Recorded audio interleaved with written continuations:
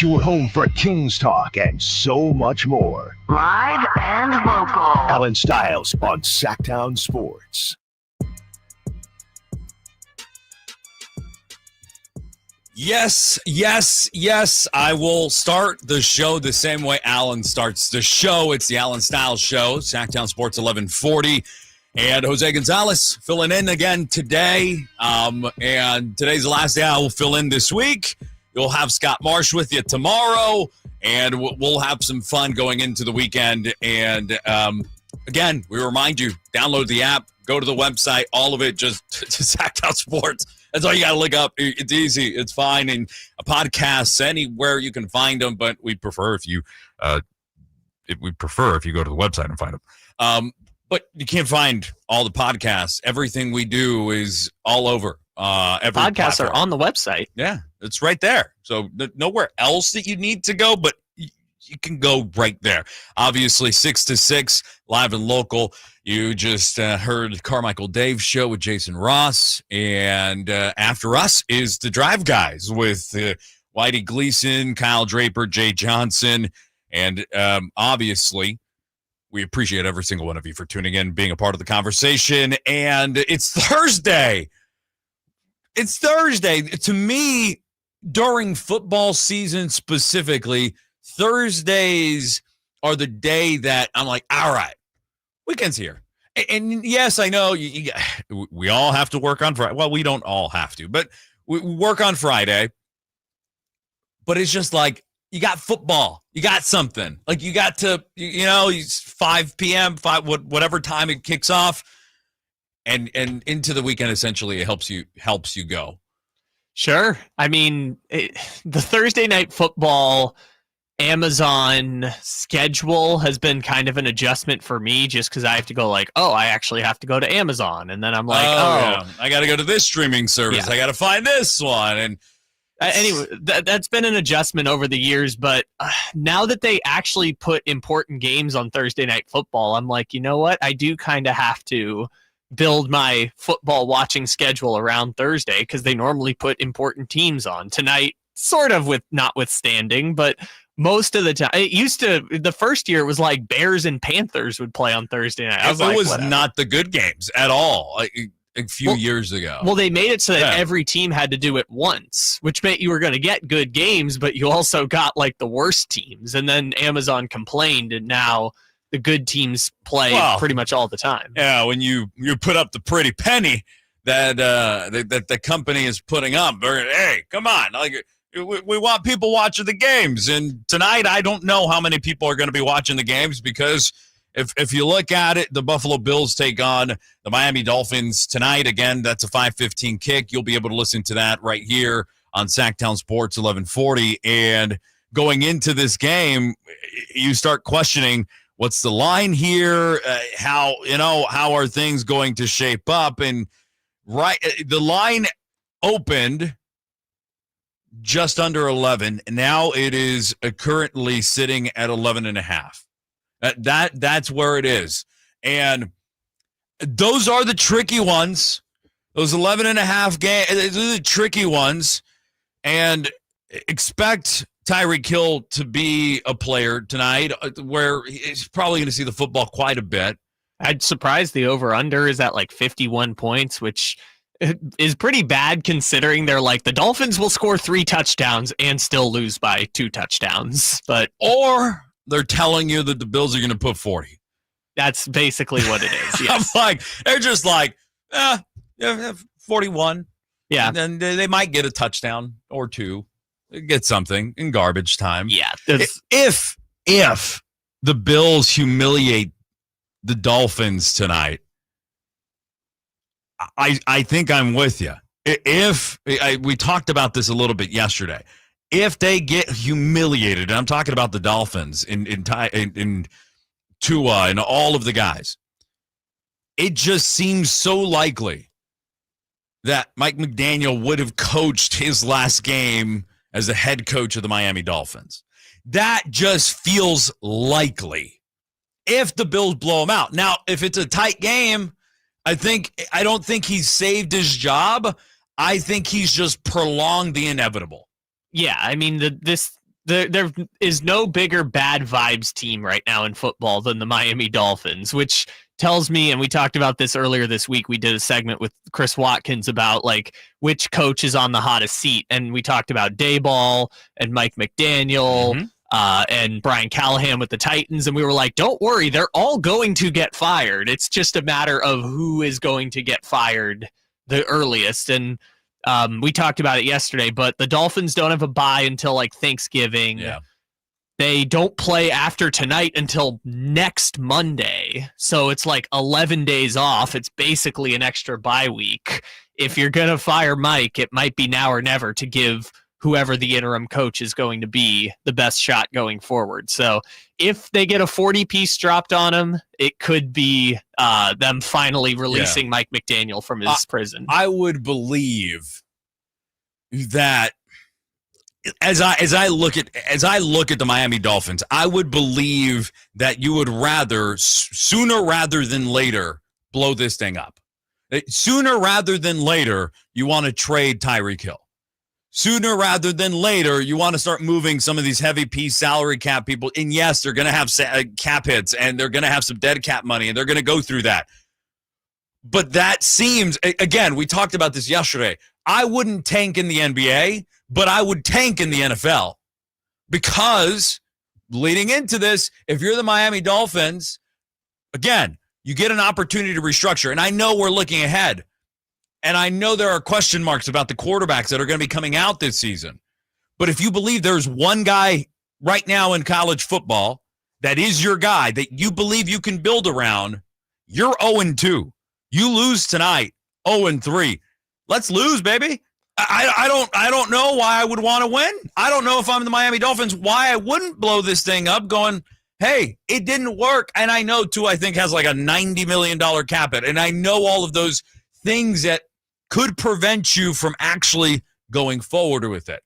Oh, they are stuck with Tua through 2026. Whether Tua is on the bench, the team, or I was gonna say he is going to be on the team until 2026, and after that, a good chunk of his guaranteed money is done. I think it's only like a $33 million cap hit, which is less than his normal cap because it's not guaranteed. But anyways, Tua's going to be on the team for the next 2 years. Yes. Maybe they draft his replacement this year. It sucks that it's week 3 and we're already doing this for the Dolphins. Maybe they draft his replacement this year. Maybe they draft it next year. But the long and the short is that whoever the new coach is coming in, and likely whoever the new GM is coming in, is going to want to pick their own guy. You would think so. And then you look at the Cleveland Browns situation. Oh, and who's the quarterback, and what's the process? That, like, do they believe in Dylan Gabriel to be that guy moving forward? And in that sense, Kevin Stefanski, he got an opportunity to pick his guy apparently, and who knows if he's going to be the head coach after this year. So there's so many things out there, which is why we love the NFL, because yes, after 2 weeks and after a game tonight, we're talking about the end of the Dolphins season, which, hey, who are we to know if whether that is going to turn around and maybe there's something we're not seeing inside that locker room that is changing the perspective and where that goes. But I think we can agree that this isn't a trap game for the Buffalo Bills. There's always that little bit of belief that there's a trap game there, or, the Dolphins. If the Bills lose this game, that would be overconfidence from the Buffalo Bills. That would be a team that was very strictly looking ahead of the Miami Dolphins. Well, I mean, weird stuff happens in football. I agree. But, Buffalo could lose tonight, and they're still going to have 6 more games they could trick off before that they would be in danger of losing this AFC East. I mean, no, I'm not believing they're going to – I don't think they would lose the AFC East. I just think that if you're the Bills, these are the moments that prove if you're a championship contender. You go out there, you execute, you beat them, and you beat them handedly, and you move on. Those are championship teams. The ones that, again, I have not been the biggest believer in the San Francisco 49ers this season. But one of the things that you see the championship pedigree coming out maybe coaching staff, maybe players, is that this season they've won 2 games. They're 2-0. The critical part of how the 49ers have won it are late in games. They've been able to close games out that had been very tight, and they've done it on the road. Now coming home, if you're the 49ers, it's difficult in 2-0, right? Everybody 2-0. You're going to run into some of those. If the 49ers championship pedigree shows, that's what I'm looking for the Buffalo Bills.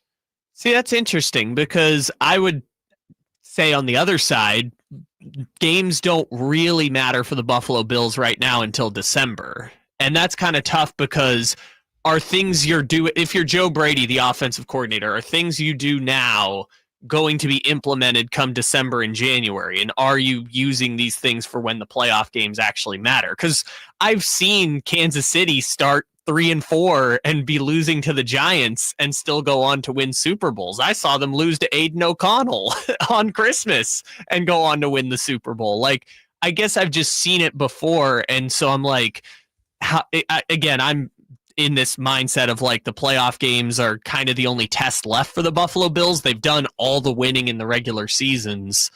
But you're right. I mean, to be convinced that Buffalo is going to be a championship contender, I think many people are going to want to see them win 5, 6, 7 straight games during a stretch at some point this season. I would say this. I am not a subscriber to the belief of regular season games, and it doesn't matter what you do today and what you do tonight if you're the Buffalo Bills sets you up for the success you want to have. And if they approach it the way you're talking about, which is the games start the games matter in December and the games matter in January, we're looking at the playoffs, is why they wouldn't be champions. Because it's not about winning the games in September, October, November. It's about how you execute inside those games to prepare yourself, meaning it might be a simple action. It always reminds me, and it goes back to the Greg Maddux story against the Astros, where it's a nothing game, nothing moment, and he lets, I believe it was Bagwell, hit a home run. And he puts it in that spot.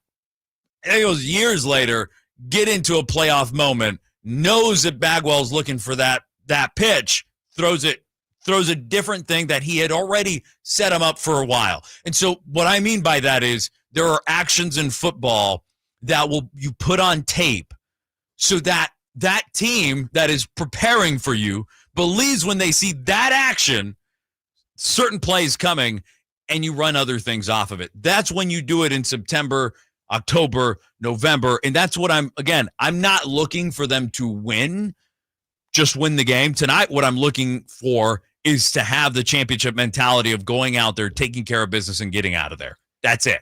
Okay, so Let's I guess, move on. Yeah, I should make that distinction. Of course, the players are going to look at this like every game is important, and we're 1 week at a time, 0-0, stuff like that. Yes, that's usually the mindset. I guess just from an analysis standpoint, I kind of look at it and say, if Buffalo loses this game tonight, maybe the Dolphins just decided we're going to play extra hard to save Mike McDaniel's job, and Buffalo was on 4 days rest, and it's football, weird stuff happens.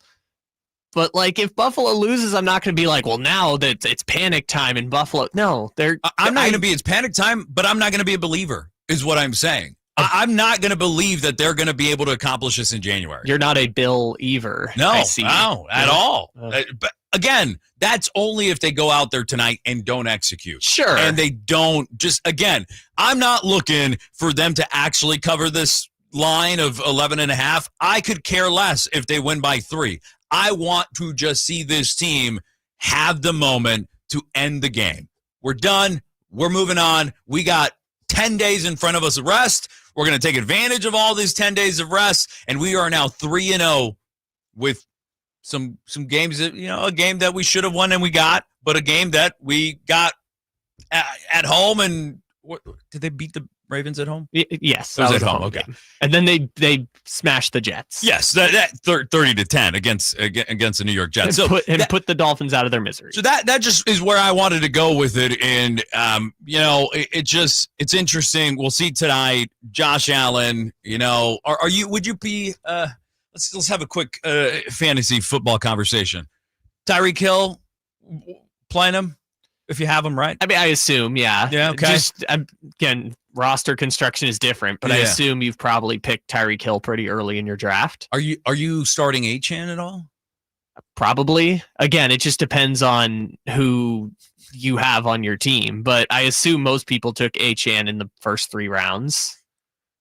I don't have him in any of my teams. That's why I asked, because I know I have Coleman, and he's where I'm sitting. I'm like, oh, it's kind of there, target share. It looks like you can get something, but there's just no reliability in terms of fantasy football. The super interesting one that I just don't know what to do with anymore is Jalen Waddle, only because I steered very clear of Jalen Waddle.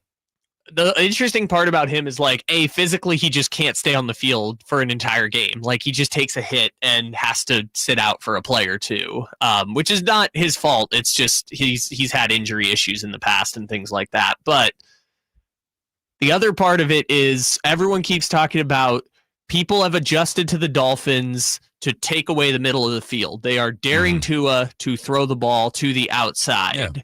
And the Dolphins have not been able to make that adjustment. Now, Tyreek Hill is fast, but he's not as fast as he once was. No. So Jalen Waddle, I would say at this point, is probably the fastest Dolphin on the team.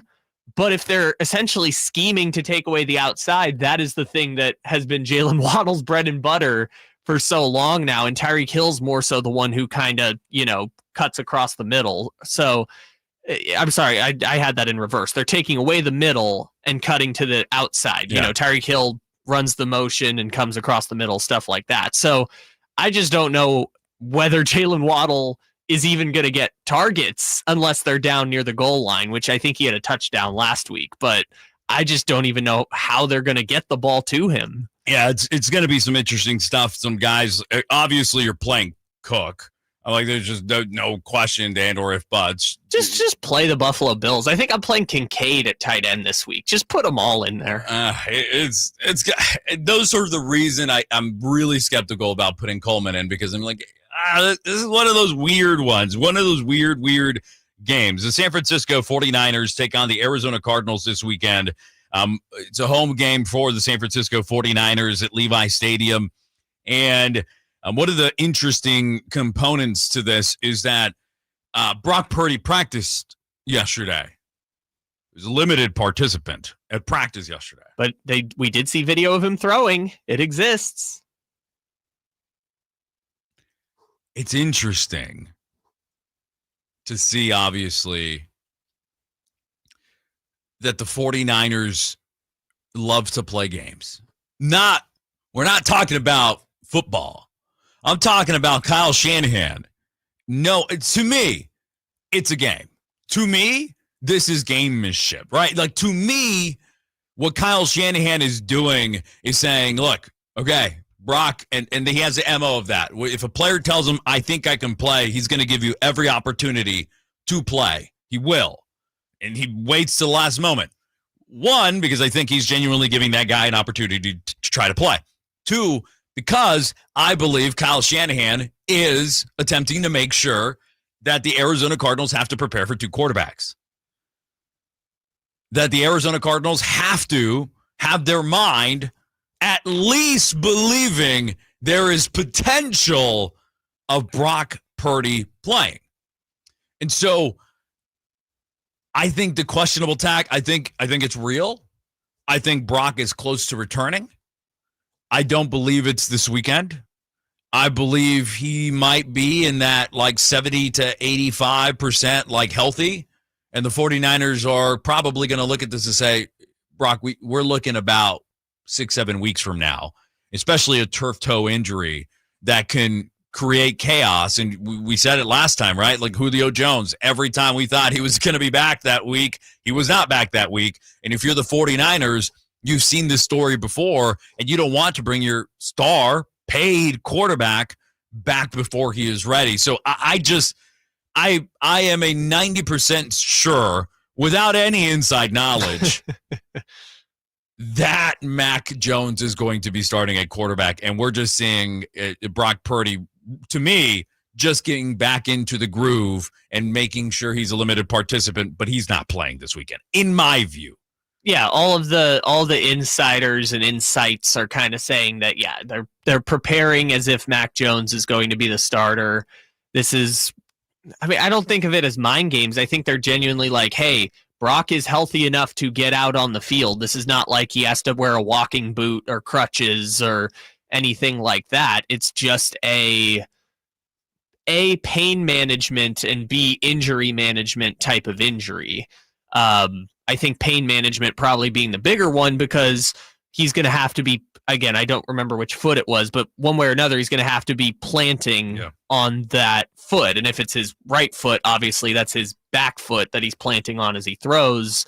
And it kind of, again, just becomes a pain management thing more than anything else. And again, for the sake of clarity, I don't believe Kyle Shanahan is trotting him out there just because. I believe Brock Purdy believes he can play this weekend and is seeing if he can go.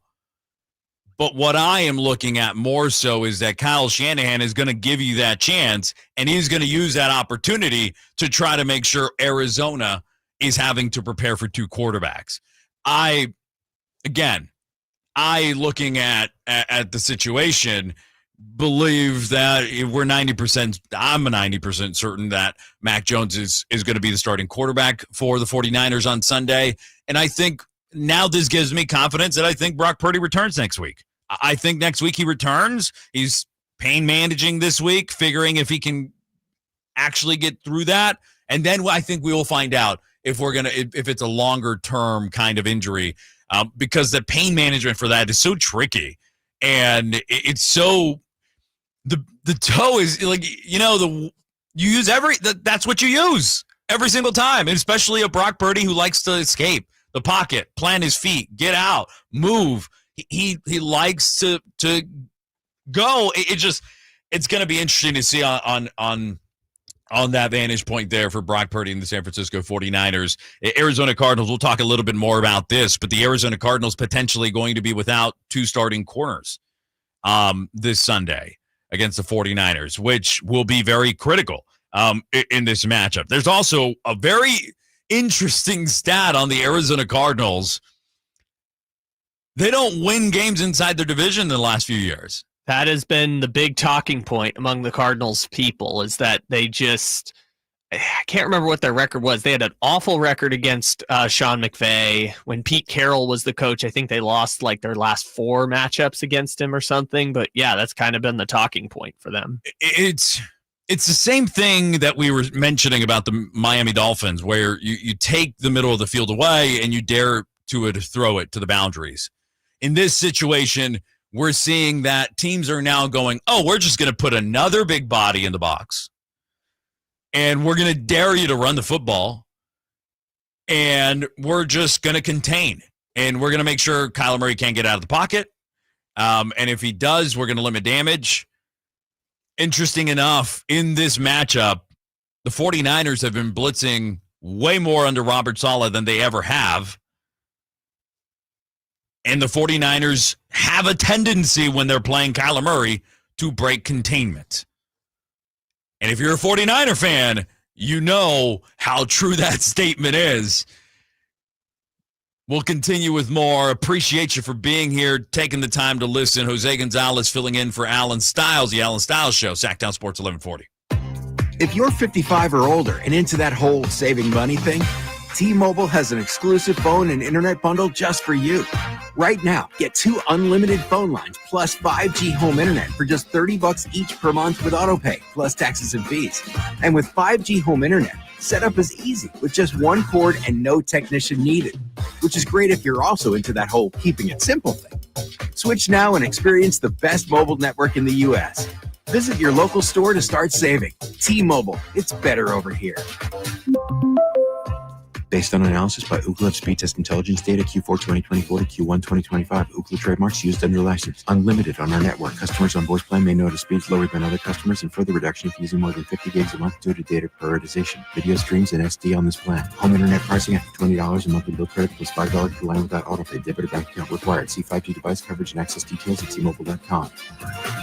If you have unfiled taxes or are in debt to the IRS, this is important news. Did you know the IRS has programs specifically designed to help people struggling with tax debt? Powerful tax assistance programs that can save you thousands if you qualify. No one knows these programs better than the experts at Optima Tax Relief, America's most trusted tax resolution firm. A-plus rated by the Better Business Bureau, their award-winning tax attorneys and licensed professionals have resolved over $1 billion of tax debt for their clients. One call to Optima can start the process, helping to put an end to your worries about wage garnishment, asset seizure, and other aggressive IRS actions. Find the best options to solve your tax problems. Call the experts at Optima Tax Relief today for a free consultation. Call 800-343-6460. 800-343-6460. 800-343-6460.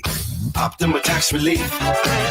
Some restrictions apply. For complete details, please visit OptimaTaxRelief.com. Just announced, Stockton Honda has been named #1 of California's best car dealers in 2025 by USA Today and Statista. This prestigious award is based on thousands of customer reviews and recommendations, ranking dealerships for service, value, and satisfaction. Out of hundreds evaluated, Stockton Honda is proud to be #1, recognized for all-around excellence and commitment to our customers. Visit Stockton Honda, where reputation meets the road. Anytime, anywhere, it's all here. StocktonHonda.com. It's Kids Night at Stockton 99 Speedway, Saturday, September 20th, presented by your local Tractor Supply stores. Enjoy free games, prizes, and family fun, plus racing action from late models, legends, pure stocks, and more. Kids 10 and under are always free. Visit Stockton99.com for tickets and info. Hey, it's Carmichael Dave. I got to tell you, I am so excited to get this decking project started with Trex Decking and Railings. From the first time I stepped foot in the showroom last week, I was so impressed. So many color options, heat-resistant composite deck. What does that mean? That means I don't have to do any maintenance on it whatsoever. They even have a deck designer, so you can go online and see what your dream deck will look like on your house. Just visit Trex, that's Trex.com to get it started. I do. Hey, this is Jelly Roll. This National Recovery Month, start your recovery journey. Choose a proven addiction treatment option that's right for you at ChooseChangeCA.org. Capital Casino, Sacramento's #1 poker room with primetime football. It's back. Capital Casino is giving away $500 per game and high hand bonuses for every Sunday, Monday, and Thursday night primetime game, offering the best food, best service, and the best action with the most variety of games in the region and conveniently located at 411 North 16th Street in downtown Sacramento. For more information, log on to capital-casino.com and please gamble responsibly. 1-800-GAMBLER. At Big O Tires, now through September 28th, get $40 to $60 in rebate savings on sets of 4 Michelin tires. Plus, Big O Tires will match up to $60 in instant savings. Installation required, disposal fees extra, not good with other offers. See Big O dealer for details.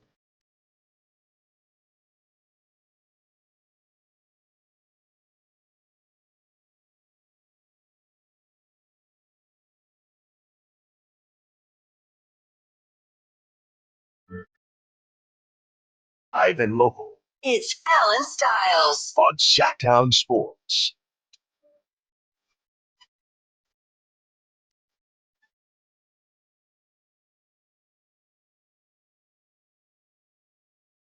The Allen Stiles Show. Sacktown Sports 1140. Go download the app. You can take us anywhere. Anywhere inside your phone, in your pocket. You can download on your tablet.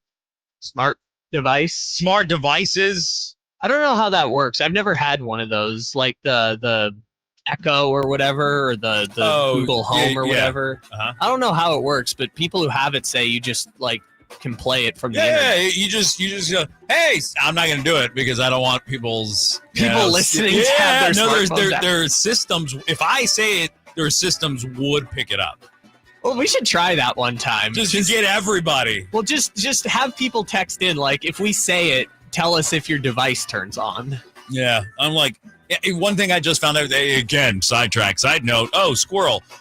One of the things that I just found out on the iPhone that you can do, and I might be relatively young, but I am an old soul. Very on the inside. And I found this hilarious because I found out you can tell your phone, hey, hang up.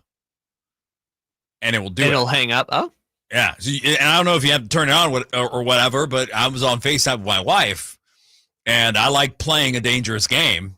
Okay. And so I'm looking and I'm talking to her. I mute myself, say, hey, hang up, and unmuted, and I'm talking, and then boop, and it just hangs up. So you can have some fun with that. And I don't know if it works in your car but if you don't have the buttons and stuff, maybe you can do that too. I did not know that, but I feel I didn't either. They just came out with a new update, so I'm finding a lot of other things out. I feel like that is probably for car people, right? Yeah. If you don't want to reach over and hit the button, you can just be like, "Hey Siri." Well, I'm not going to do it. Well, come on, Kyle. I did the whole time without saying it. We're close. Hey Siri. Yeah. If you your don't phone even have to say hey anymore. If your phone just turned on, text us 916-339-1140. Well, don't do it if you're in the car. No, yeah. You're listening on the radio. Well, actually, I just realized the people listening on the radio probably had their phones just turn on, because otherwise they're listening on their phones. Yeah.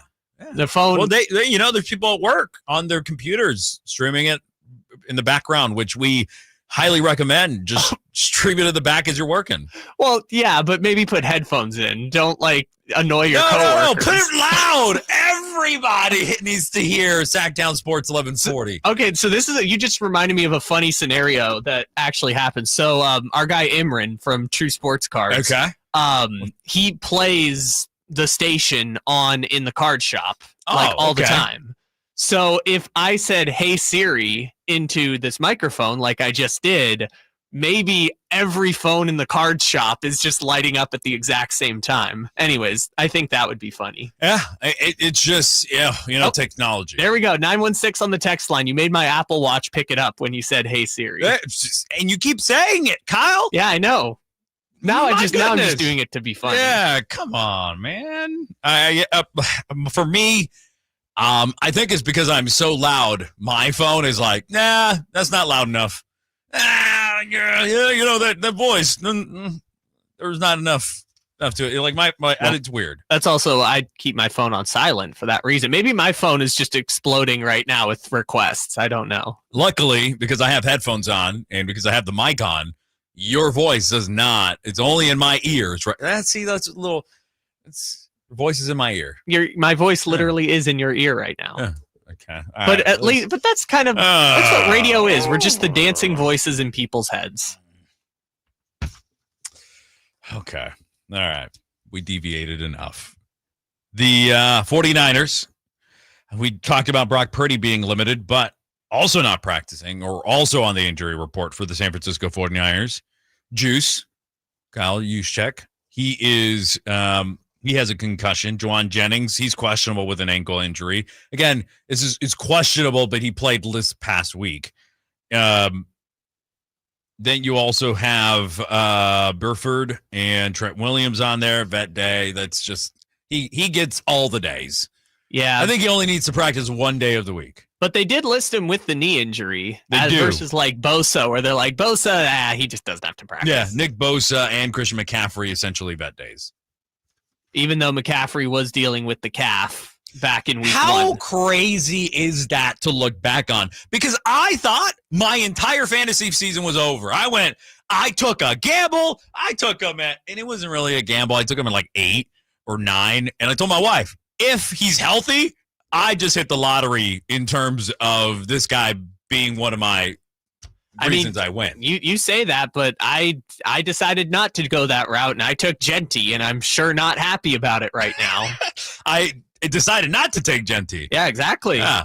I watched him too much in Boise. I knew they were trying to change him to, I don't get that. I don't understand. Like, it's the same, NBA, whatever. Why do you change? Like, this is the NFL. It's faster.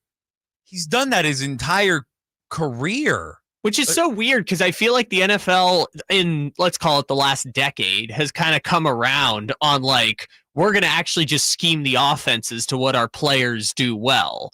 That's kind of the Patrick Mahomes example with Andy Reid, where Andy Reid ran some air raid concepts. Now they run total spread and air raid offense pretty much all the time, which is not something Andy Reid used to do. But it is weird that the Raiders who have a bad offensive line are insisting, no, we're going to actually have Genty try and have a different role than what he was great in college and you can't stand all the way up or whatever else. It's just interesting. The guy that was, again, one of the great running backs, especially the best running back last season in college football, and he's having a slow start. But that also goes to a lot of people.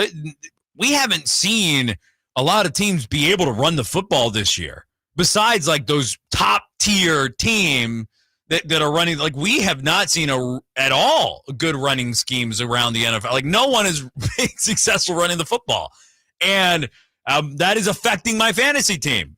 So, well, go and get it back to it. But the 49ers with quite a bit of injuries, and as I mentioned prior to it, the Cardinals have some really critical injuries, especially on the defensive side of the football, to potential corners that could be out. There was 3 injuries. One guy returns faster than than expected, and so the 49ers might get that benefit, and that is a reason I am seeing that the line changed and why now the 49ers are favorites as opposed to where they were initially underdogs, are because of those 2 starting corners that potentially are going to be out this week. Just for reference, so Garrett Williams, who's kind of their de facto number 1 corner, he got I think he collided with Budda Baker during their last game, and he was out, but he came back in the game at one point.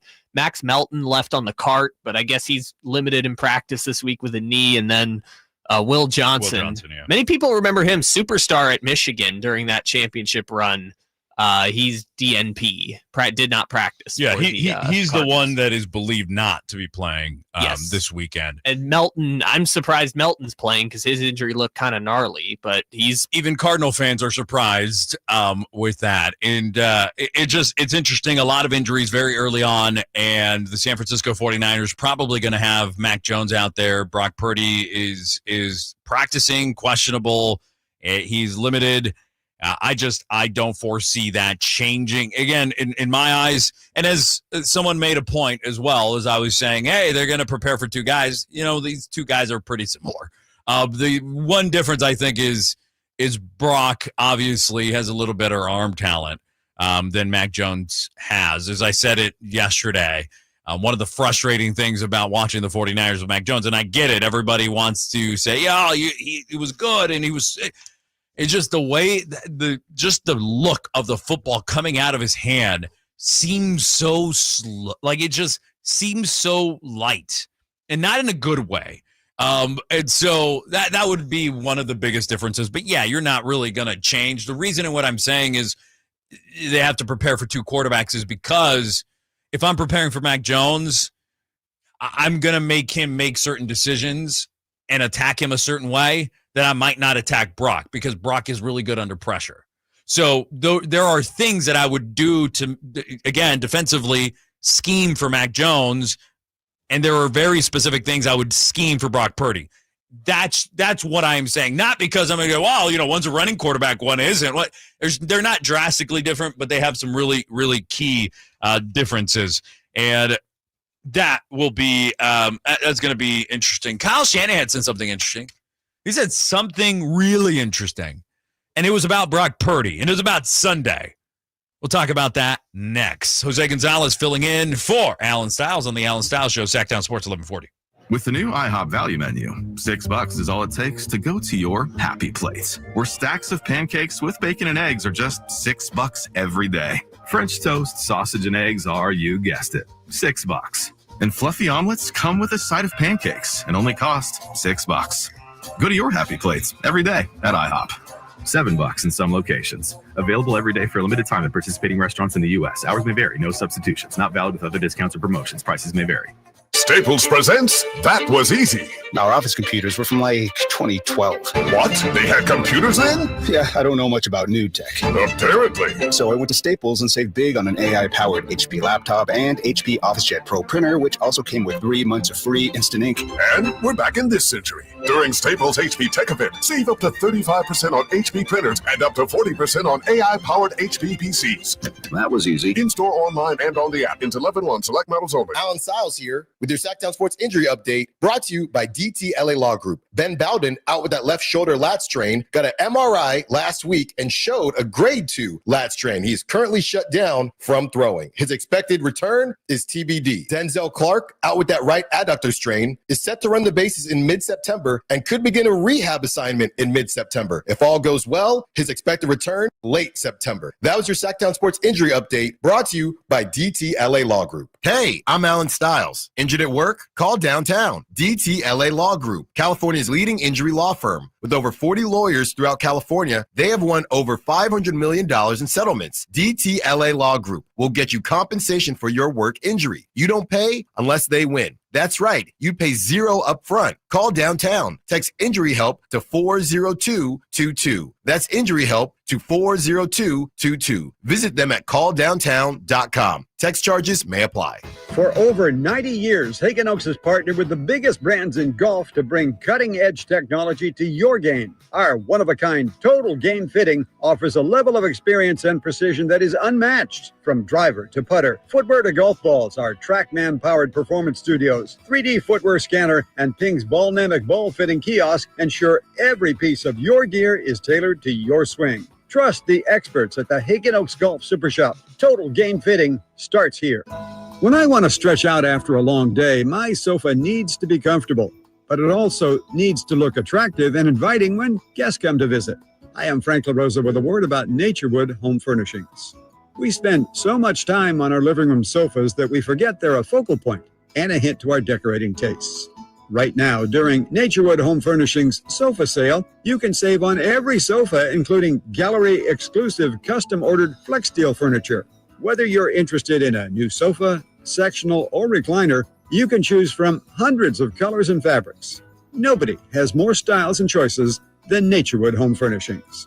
And when it comes right down to it, it's all about choices and always about quality. Shop Naturewood for the look you love at a price you'll love even more. Visit Naturewood Home Furnishings right now for this remarkable sofa sale. Off Highway 50 at Hazel, look for the water wheel. Nighttime is fun time at the Hagen Oaks Top Tracer driving range. It's more relaxed at night with people enjoying technology, where you can play Pebble Beach at Hagen Oaks, compete against your friends in a variety of games, or just practice at your leisure. There's food when you're hungry from hangout eats and drinks, or enjoy a beverage on the brand new patio with relaxed seating. And check out the summer-long free concert schedule. It's the Hagen Oaks driving range nightly until midnight, Fulton Avenue at Business 80.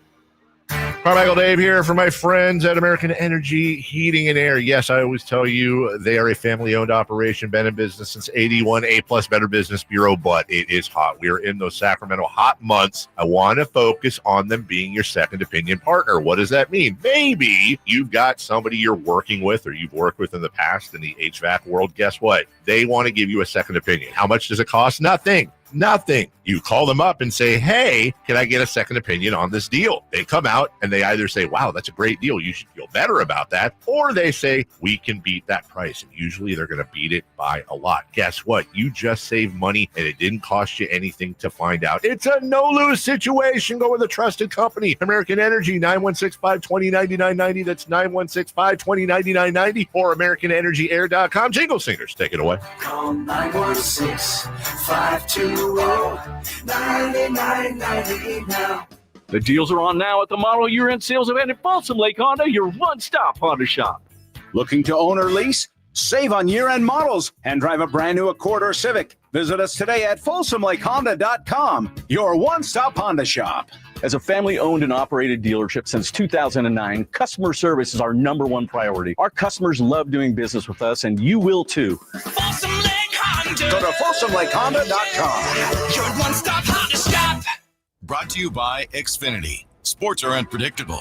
The price of your internet shouldn't be. Introducing the 5-year price guarantee. One consistent internet price for 5 years with no annual contracts. Guaranteed.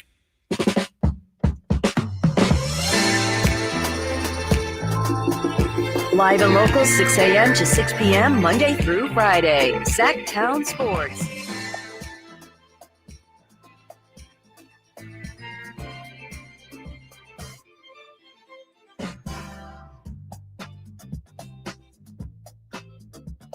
The Allen Stiles Show, Sacramento Sports 1140, 10 a.m. to 2 p.m. Do you watch Dancing with the Stars? Are you asking me or the audience? You and the audience. Myself, no. I don't either. But it's all over my timeline. Well, the other thing now is I don't know the people who are on Dancing with the Stars. Well, I do know one. I saw him. It's Robert Irwin. You don't know? When you say Robert Irwin, I think of the crocodile guy. His son.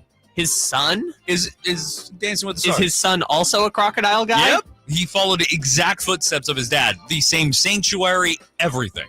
He's expanded on it. He's made it bigger, all of this. He's fully invested in the same way of life his dad was. Okay. He's on Dancing with the Stars. He popped. He's the only person I was like, oh, everybody else. I know one of the people on that Secret Lives of Mormon Wives show is on it because I know that people are talking about her. I didn't even know that was a show. It's a very, very popular reality TV show. Okay. I think it might have won like an Emmy or something. I don't know, but I know they're on it.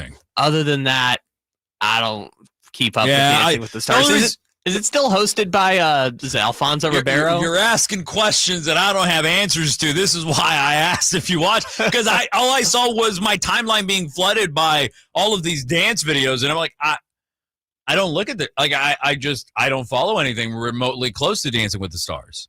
Let's see if we can find a little something with a cast list. Yeah, it's like a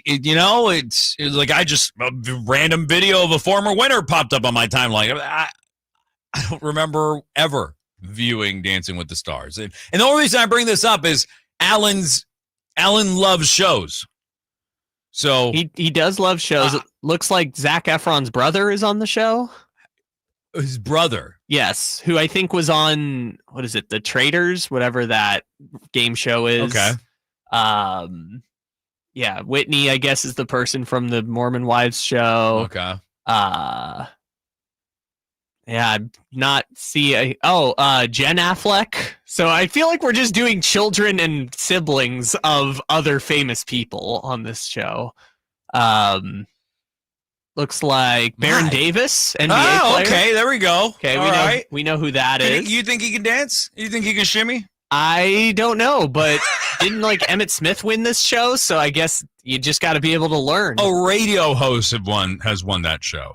Who, Ryan Seacrest? No, some I'm blanking right now, but some national syndicated country show, I think it was. All right, then. So, I guess we expect the unexpected there. Also, Jordan Childs, the gymnast who was at the Olympics. Okay, I know. I think she was the one who got the bronze taken away from her on second review or something. I think that someone like that should win this.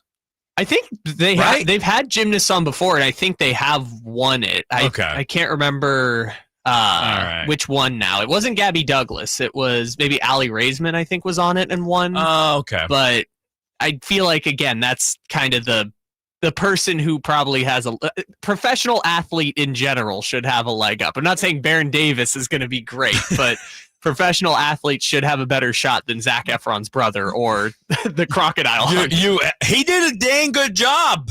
That's the only video I saw, and he got a lot of praise. The Crocodile Hunter's the betting favorite. By the way, he does look exactly like him. That's exactly like his father. Exactly. Yeah, that's kind of crazy. It's pretty awesome to see that he's done the exact same thing. Love for animals, and it's awesome. Now, enough of Dancing with the Stars. Per Matt Mayoko of NBC Sports, Kyle Shanahan said something interesting. And what he said was, paraphrasing, and that is that Brock Purdy could be the backup quarterback. QB2? And that tells me that I feel like I'm right. That he is 80, 85% there. He could play, but because Jones looked serviceable last week, I don't feel like Kyle Shanahan believes there's a necessity to have Brock Purdy out there. for week 3 with a potential injury. But if all of it hits the fan, then he's like, yeah, Brock gives us the best chance to win. Yeah, you're kind of weighing the risk reward of injury versus production, which is weird that he specifically said QB2 because like the if you know what hits the fan situation is literally why they put the emergency third quarterback in as a designation. It's literally because of Brock Purdy that we have the emergency third quarterback in the NFL. So I feel like that might be the compromise, is like he's inactive for game day, but he's listed as the emergency third quarterback, so it doesn't count against your additional roster spot. Which is what I think is going to happen. And it's interesting because, again, this just proves that it seems that Brock Purdy is available to play. But the 49ers are going to do what I think is the right thing to do, and that is let's play this caution. Let's play this with some caution. Let's get to the other side. Again, 1.5 favorites are the San Francisco 49ers, and we'll talk way more NFL and dive into all of that. But we are going to talk about the Sacramento Kings coming up here at the top of the hour, and it's something about what Sam Amick said yesterday. And it's funny, we will break it down because you and I had a brief conversation about this, but this is what Sam Amick, and we will dive into it, and we will have audio that we play at the top of the hour of it. But he was on with the morning show, as he does every single week. He's on with the Carmichael Dave and Jason Ross, Dave and Jason. And he talked about the situation with Jonathan Kaminga. Yesterday, we dove into some other things that he said on the show yesterday, but you and I didn't really get a chance to listen to it because obviously we're prepping for the show and we're getting ready, and I have other duties that I do, and that is on the list of things that I always listen to Thursday and or Friday if I miss it. Well, and the other thing that I lean on is that our digital team will cut like the clips that are most important, so I'm like, oh, they've kind of filtered through it, but Something they said got aggregated, and that was a bit surprising to me. And it goes to something we were talking about yesterday. So we'll talk about the Sacramento Kings here, top of the hour, and we'll dive into a lot of Kings talk there. We got some Major League Baseball conversation coming your way. Still a lot to go through, and a big series game on the TV right now with the San Diego Padres and the New York Mets going toe-to-toe. As the Padres now have a man on third, one out, top of the third. They're down 1-0. I think the A's are playing right now, too. They were in Boston. I can't remember if it was a 10:30 start, but anyways, we might have A's updates throughout the show today. It's always fun when there's day baseball during this show because we're like right in the sweet spot of like, oh, we're having something go on, and boom, Tyler Soderstrom just hit a grand slam or something. 3-0 Athletics, bottom of the first. All right, so we already missed our big update in the middle of our Brock Purdy segment. We could have been like, oh, and there's a Brent Rooker homer. So exactly who you just said hit a home run. Which was Brent Rooker? Rooker homered to the left, and Butler came in to score on that as well. That was 2-0. Then Soderstrom brought Kurtz in to score and made that 3-0. See, look at that. Me just having done enough of these shows, I just know you're in the middle of a segment, and Brent Rooker and Tyler Soderstrom are here to score runs for the A's, who are out of the playoffs, but also looking like they're going to hit their 74.5 over total on the season. It's this. We won't dive into it here, but it interests me that the Athletics are potentially going to be good next year. Yeah, I'll believe it when I see it. That's why I said potentially. Potentially, it's there. The youth in the lineup, and they get traded. No, I'm kidding, but their potential is out there. We'll update you on some of the scores around Major League Baseball as we go through the show today. I always appreciate every single one of you for tuning in, being a part of the conversation. Again, reminder, you can follow anywhere, watch anywhere, listen anywhere, and we are grateful for that. Coming up next, we're going to talk about the Sacramento Kings and Jonathan Kaminga. And something interesting that Sam Amick said about Jonathan Kaminga, but not about Jonathan Kaminga, but about someone at Golden State. We'll talk about all of that here coming up next. You're listening to the Allen Stiles Show, Sacktown Sports 1140. This is the story of the one. As a safety manager at a manufacturing plant, he does everything he can to keep his coworkers safe. From finding ways to reduce risks to keeping safety supplies in stock. And for that, he relies on Grainger. Grainger offers a broad range of quality products and next-day delivery, so he can always play it safe. Call 1-800-GRAINGER, click Grainger.com, or just stop by. Grainger, for the ones who get it done. If you're not looking for a brand new car, at Elk Grove Honda, we've acquired some of the best pre-owned cars we can find. We've kept only the best of our trades, and our buyer has found some of the finest pre-owned Hondas available in Northern California. You can see for yourself at elkgrovehonda.com. Whether you purchase a brand new Honda or a like-new pre-owned Honda, your car buying experience will be the same. We have the right Honda at the right price. You'll find us in the Elk Grove Auto Mall, Highway 99 and Elk Grove Boulevard. I gotta get an Elk Grove Honda. When I was a kid, I remember my dad, a lineman, leaving in the middle of the night. Families were depending on him to get their power back on to keep them safe and warm. Watching him taught me that this work isn't just about wires and circuits. It's about people and the trust they place in us when the lights go out. That's why I started Maverick Electric Heating and Air, to carry on that same promise of showing up, doing it right, and protecting families when they need us most. Visit callamaverick.com. Hey, it's Carmichael Dave letting you know Amy's Outdoor Living's huge inventory reduction warehouse sale is back this Saturday and Sunday only from 8 a.m. to 3 p.m. at 11255 Pyrites Way. That's Suite 200 in Gold River. Listen, they are making room for holiday items and 2026 furniture models, so everything is drastically reduced to move. 2 days only. You will find pre-tariff prices on patio furniture, umbrellas, scratch and dent, and demoed grills, plus Traeger flat top grills are priced to fly out the door. Uni pizza ovens, one of this year's hottest models, must go because they need the room. It's a sale you just can't miss, and it's just 2 days only, so bring your truck.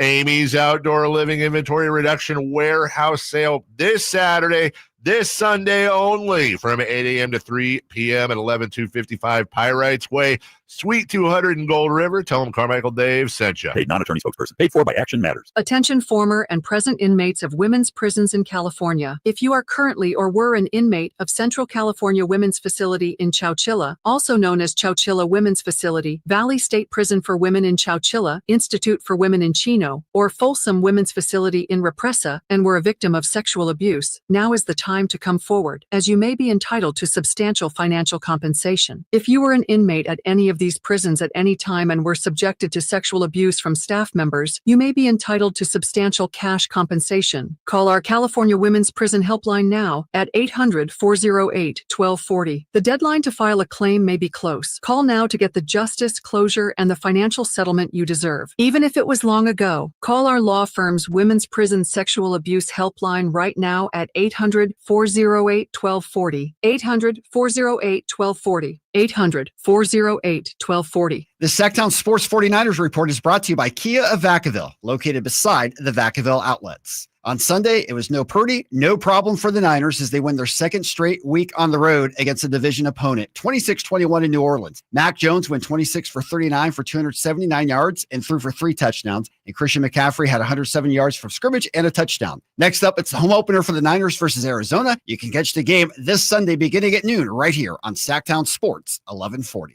Football season is here at Kia of Vacaville. You can score big in a new 2025 Kia Niro LX with up to 53 MPG combined at Kia of Vacaville. Perfect for road trips, tailgates, and cruising to Levi Stadium in style and comfort. But don't wait. Inventory is limited at Kia of Vacaville, and these deals won't last long. Visit KiaVacaville.com or stop by right next to the Vacaville outlets for friendly service, easy shopping, and unbeatable value. All in one stop. Kia of Vacaville, where the adventure begins. For over 90 years, Hagen Oaks has partnered with the biggest brands in golf to bring cutting-edge technology to your game. Our one-of-a-kind total game fitting offers a level of experience and precision that is unmatched. From driver to putter, footwear to golf balls, our TrackMan-powered performance studios, 3D footwear scanner, and Ping's Ballnamic ball fitting kiosk ensure every piece of your gear is tailored to your swing. Trust the experts at the Hagen Oaks Golf Super Shop. Total game fitting starts here. KHD1 Sacramento, KYMX HD3 Sacramento. From the Power Business Technology Toshiba Studios. This is Sacktown Sports.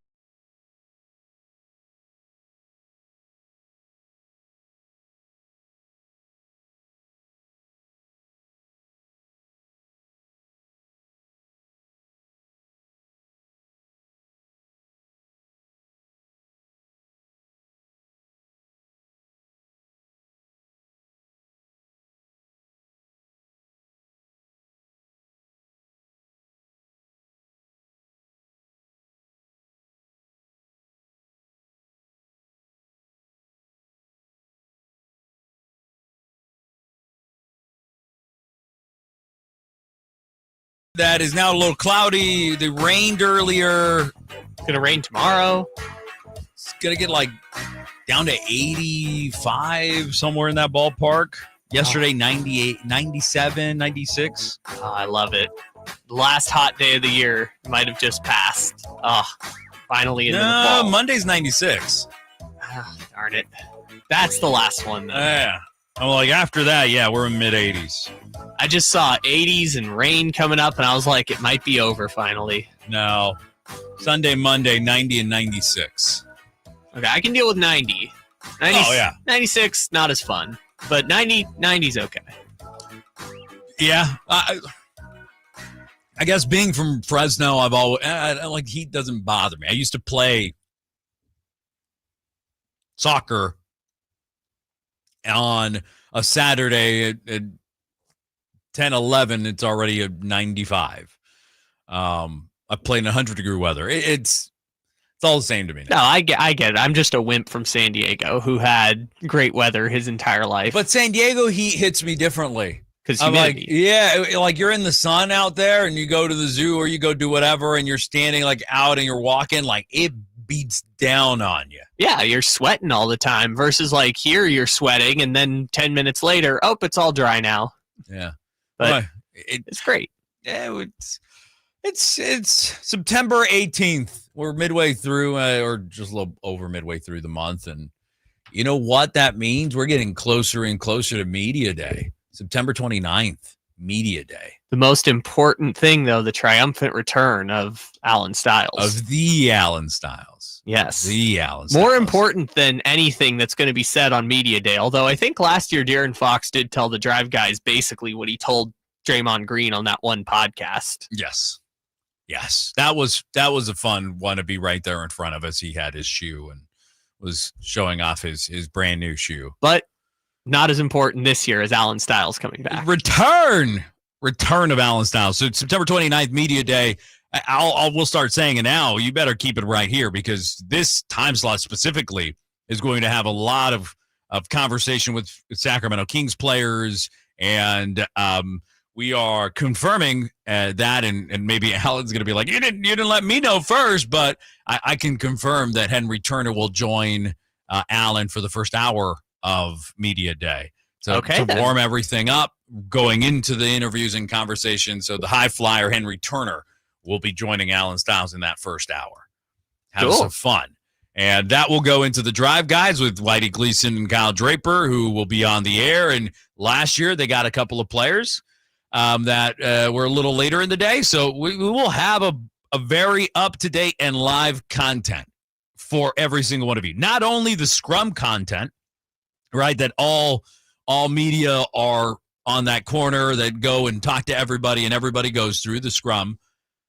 We get individual conversations with the Kings players on the air. So make sure you're tuning in right here. Go to YouTube and make sure you're already subscribed because all of that content will come out very immediately, very quickly. And we will absolutely have everything out there for all of you. Any ounce of Kings content you're going to want, you're going to be overloaded on Monday, September 29th. Just know that. Prepare yourself. The night before, put yourself in the mindset of knowing that you're going to be overloaded with Kings content. Put yourself in the mindset that you're going to be listening to the radio for 12 hours straight. Yeah. And let's go immediately to the next day where we'll have some exclusive interviews on the Carmichael Dave Show with Jason Ross. Oh, yeah, that's a good point. So I'm just saying, King season is right in front of us. It's right there. You could almost taste it. Do we know who's going to be on the Kings? Mostly. Yeah, we think so. At least 12 of them. There's a thought. And with that interesting side note leads us to the part of the conversation that intrigues me right now, and that is Sam Amick yesterday. It's a must listen every time Sam Amick is on with the Carmichael Dave Show with Jason Ross. It just hands down, like, if you have something else to do, you got to fix your schedule around. If you're supposed to be in your desk at the office at 8, sit down at 7:55, put on the stream and listen. So Sam Amick gives some really good information. And yesterday, you and I were going over Jonathan Kaminga and whether the Sacramento Kings and Golden State Warriors are going to get this done, or is Kaminga going to go back? And we gave the contract options and what that looks like currently for Jonathan Kaminga. But one thing that I had mentioned, and it's funny because we spoke about this off the air, one thing that I went into was, if I were the Golden State Warriors, why would I trade Jonathan Kaminga down the road to a potential rival, and not just a rival, but someone that their success, meaning the Kings' success, would not be good for the Golden State Warriors? Well, in some version of that, Sam Amick on the morning show, he made some comments about Jonathan Kaminga and about Joe Lacob and about Vivek Ranadive.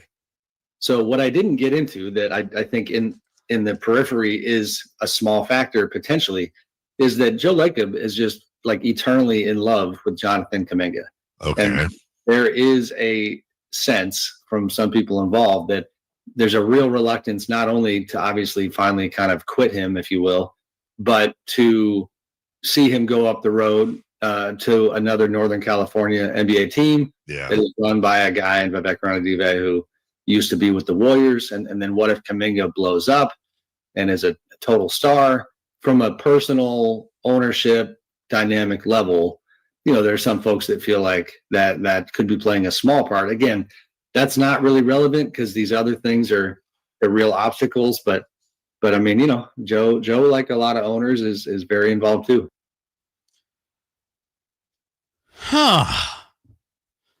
Interesting.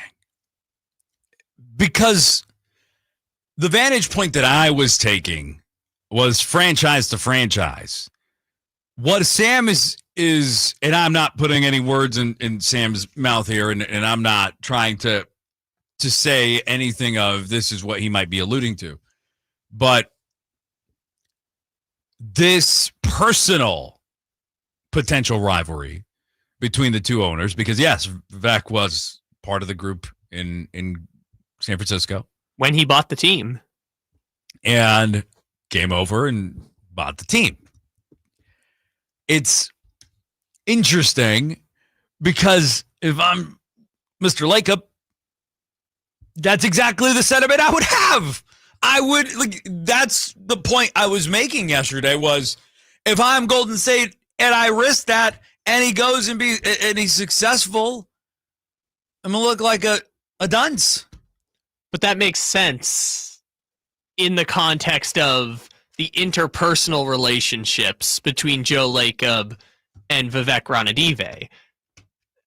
It's tough to see his front office being like, well, if we get this offer, we have to do it, and trying to convince Joe we have to do it. And look, the phrase as it goes, I think they mentioned it when talking about Mark Cuban and the Mavericks. It's like, you get to be the general manager when the person in charge wants you to be the general manager. Yeah. And so much of this has been Joe Lacob actively working against the interests of the Golden State Warriors to try and preserve this relationship with Jonathan Kaminga. And again, it works both ways. Lacob and, well, I guess Lacob, since the other Lacob works in the front office, but Lacob and Dunleavy have had roadblocks along the way, but part of it is the interpersonal aspects of the billionaires who are in charge of these teams. And I'm glad we kind of are talking about that aspect in all of this, because it is playing a big factor in the Kuminga saga. It's playing a tremendous factor because, again, it goes back to how am I going to be perceived if this functions this way?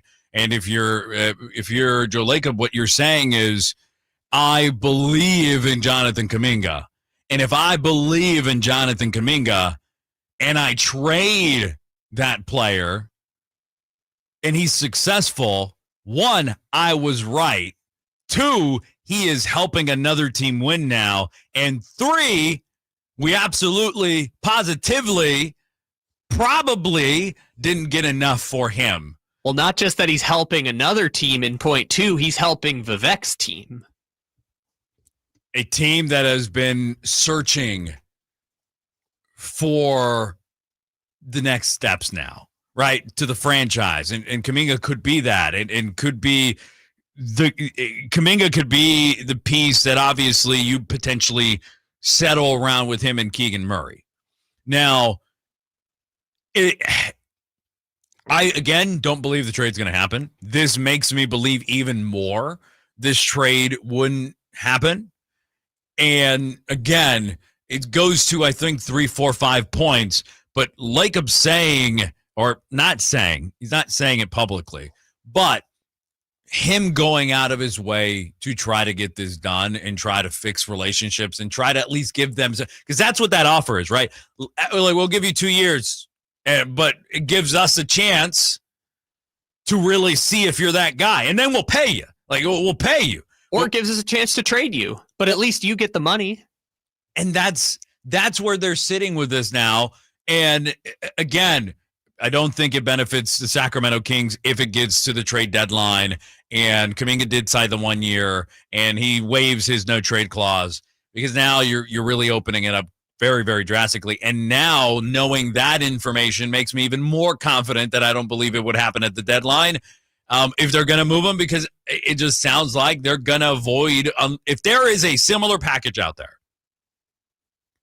they're not taking the Kings over anyone else's trade potential package. Which at the trade deadline, to your point, there would be more potential packages out there. Or maybe they package Kuminga in a larger trade, right? They keep being connected. Could happen. They keep being connected to Trey Murphy, which is probably not going to happen since the Pelicans, A, think they can compete, and B, don't have their own first-round pick anymore for next year, so there's no point in them tanking. But we just keep hearing Trey Murphy. That's the guy the Warriors really want. They could put Draymond as a 5. They could put him at a 4, Jimmy at a 3. You're working with something here. If Trey Murphy's your 4th best player, you might have a chance to win a championship. Yeah. But they just can't get Trey Murphy without Jonathan Kuminga's money or Jonathan Kuminga's potential going back to the Pelicans. So maybe that's why they are saying we need him as the salary slot no matter what. If they trade him now for Malik Monk, they're selling low on potentially getting Trey Murphy. But if Kuminga takes the qualifying offer, that's DEFCON 9 for the Warriors, because now they can't get Trey Murphy because Kuminga would have the no trade clause and the lower salary slot. So it is an absolute web, just an absolute web. It's insanity of all the options and or potential options and or possibilities, probabilities, any ability that you want to put in there. It just seems like we have 15 different ways this can pan out, 20 different ways of where this can go, who he can go to, potentially to Sacramento, and all that kind of wraps together. Also, if you're Sacramento, you get to the trade deadline, you've now got to see Devin Carter. You now got to see certain players you didn't think you were going to see. Now you will have a better idea of who your team is at the deadline. So what if the eyes of the Sacramento Kings change? I think it could. I mean, I've said from the beginning, their best chance to land Jonathan Kuminga is right now. If Kuminga returns to the Warriors beyond October 1st, the Kings' their chances aren't great now, but their chances go down to basically zero because more teams will have a chance to land Kuminga, or Kaminga will have taken the qualifying offer and he's going to be in Golden State for the rest of the season type of situation, which it's why it's so important for the Kings for him to want to threaten to take the qualifying offer and then having the Warriors give in and just take the 70 cents on the dollar offer in their mind that the Kings are offering. And that's why I said yesterday that I believe that if you are a believer in that, you make the trade today, right? Like you give up the exception and say, okay, it's an unprotected first. We want Jonathan Kaminga. Let's make the deal done now. And if you're Golden State, obviously that first round pick gives you the ability to potentially go and trade for a Murphy or whoever you might go and try to figure it out. But because there is so much if surrounding Jonathan Kaminga, if you're the Kings, you stand pat. You kind of go, look, we want to make this trade, but at the exact same time, we don't want to give up that protection on that first round pick because we don't know if it's even going to be successful. And in a couple of years, we might really need that pick. Or we might not even have to still get the trade done. And again, the Kings are not in the position of power here. The Warriors have cut off the sign and trade conversations. It's been like that for a month. They're planning on Kuminga being back in some way, shape, or form. It's why Anthony Slater and Shams reported there's like 2 new contract offers on the table to try and find some sort of compromise. The Warriors at this point are pretty committed to bringing him back some way, somehow. But if it gets to the point where he says, I'm just going to take the qualifying offer, the Warriors, unless they're fine with him leaving for nothing, which, hey, they've been. It just blows my mind when teams let anyone leave for nothing. But at the same time, their whole goal is financial flexibility in 27. Financial flexibility in 27. That's the only thing that matters to them. So it's not the only thing. It's the thing that matters most. If they happen to win now, great. But they've got their big 3, and they're not going to extend anyone beyond 2027. So if their whole thing is flexibility, then letting him leave for nothing isn't the worst thing in the world, apparently. But it's a pretty bad situation for them if he accepts the qualifying offer. I would take it worse, that if he leaves for nothing and he becomes what Joe Lacob believes he can become, that to me feels worse. And it just goes to so many. Regardless of what the situation, I don't understand. And just a quick update: the New York Mets now lead the San Diego Padres 5-1 in the bottom of the 3rd inning. Thought we were going to ignore that, but absolutely not. Every time you get a chance about talking about the 49ers Super Bowl losses, you've taken it. So. Or your dumb Braves missing the playoffs yesterday. They're still not officially out. Sure. They're not. 8.5 games back. Just random side note. Did you see that weird thing where Fox posted the graphic that's like the A's have been eliminated from the playoffs, and the next day baseball had to be like, actually, they're technically not eliminated from the playoffs. And then they did get eliminated from the playoffs by losing. Yeah. It's very funny. And so currently, if the Mets win this game, they create a cushion there with Arizona, and Arizona's still a game and a half back.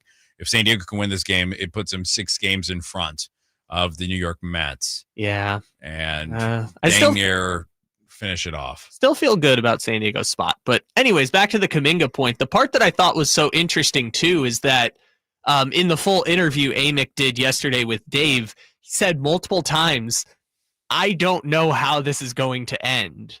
Yeah. And this is the guy who's, along with Anthony Slater, been like most plugged into this story. And however it ends, it's going to have to end within the next 13 days. And still this is gone. I think we're on like day 78 of and Kuminga we're going to watch. go to the deadline. Well, it's going to be dang near deadline time. If Kuminga plays it right, it will go right up to the deadline. And can you remind everybody what the deadline is? It is October 1st, but Whitey pointed this out. Technically, if both sides agree to push back the deadline, they can push back the deadline. Why the Warriors would do that, it doesn't make sense. But it is October 1st for all intents and purposes. Kuminga's deadline to accept or decline the qualifying offer. And at that point, sign some sort of contract with the Warriors or do a sign and trade, which, again, very unlikely. Yeah. But maybe Golden State just washes their hands of the situation, in part because they're like, I don't know if we can bring Kuminga back into this locker room after everything that happened. How can you do that? Like the report coming out that Jimmy Butler is calling ownership and is asking what the plan is. Also calling Kaminga. And Draymond Green is called Jonathan Kaminga. Yeah. And Draymond Green subtweeting like these negotiations are hard, but they often work out in the end. Well, what if they don't? Yeah. And it's quite funny. Jimmy Butler going to ownership and just, hey, what are we doing? What's the plan? Is it just to keep Al Horford in the waiting room until this? Like, what's the plan? It's moving forward. It's a giant waiting room of just Al Horford, DeAnthony Melton, Steph Curry's brother, which, by the way, we don't even talk about that. Steph Curry's brother is going to be on the Warriors next year, and Gary Payton II. I can't remember who talked to Gary Payton. It was one of those insiders, like, caught up with him at, I don't remember where it was, but it was like GP2 is basically like, hey, man, just waiting on JK. Just waiting to see how this thing's going to go. He's basically in the holding pattern that has gone on way longer than any of us thought it was going to go on for. It's what's interesting in this is that Kuminga's actually giving some concession. Like, I'll do the 2-year, but make the 3rd-year player option, right? And again, it goes back to what the end result and or goal that the Golden State Warriors want, which is, hey, we want to be as financially flexible in our cap come 2027. And so if you risk, again, giving him that player option, you risk that if he's not that guy, he takes the player option and he hurts your financial flexibility. And so that's one option, obviously, for Jonathan Kuminga. And then all the others just simply tell you, we should have got this done a long time ago. If this is the case, we went down a road we didn't have to go down. All of the other options are headed towards a breakup. Yes. In some way. Every other option. We played audio earlier this week of Shams basically saying it would be headed for a divorce, but they're staying together for the children, which in this case, in-house separation. Yeah, which weirdly in this case, the children would be, Chris Watkins pointed this out, the children are 38-year-old Stephen Curry, 36-year-old Draymond Green, and 35-year-old Jimmy Butler, which insane that the organization is holding those future Hall of Famers hostage for this crazy Jonathan Kuminga situation. And this also, I'm a Curry fan in terms of who he is on and off the court. Got to be careful saying that. If people want to get mad about that, that's on them.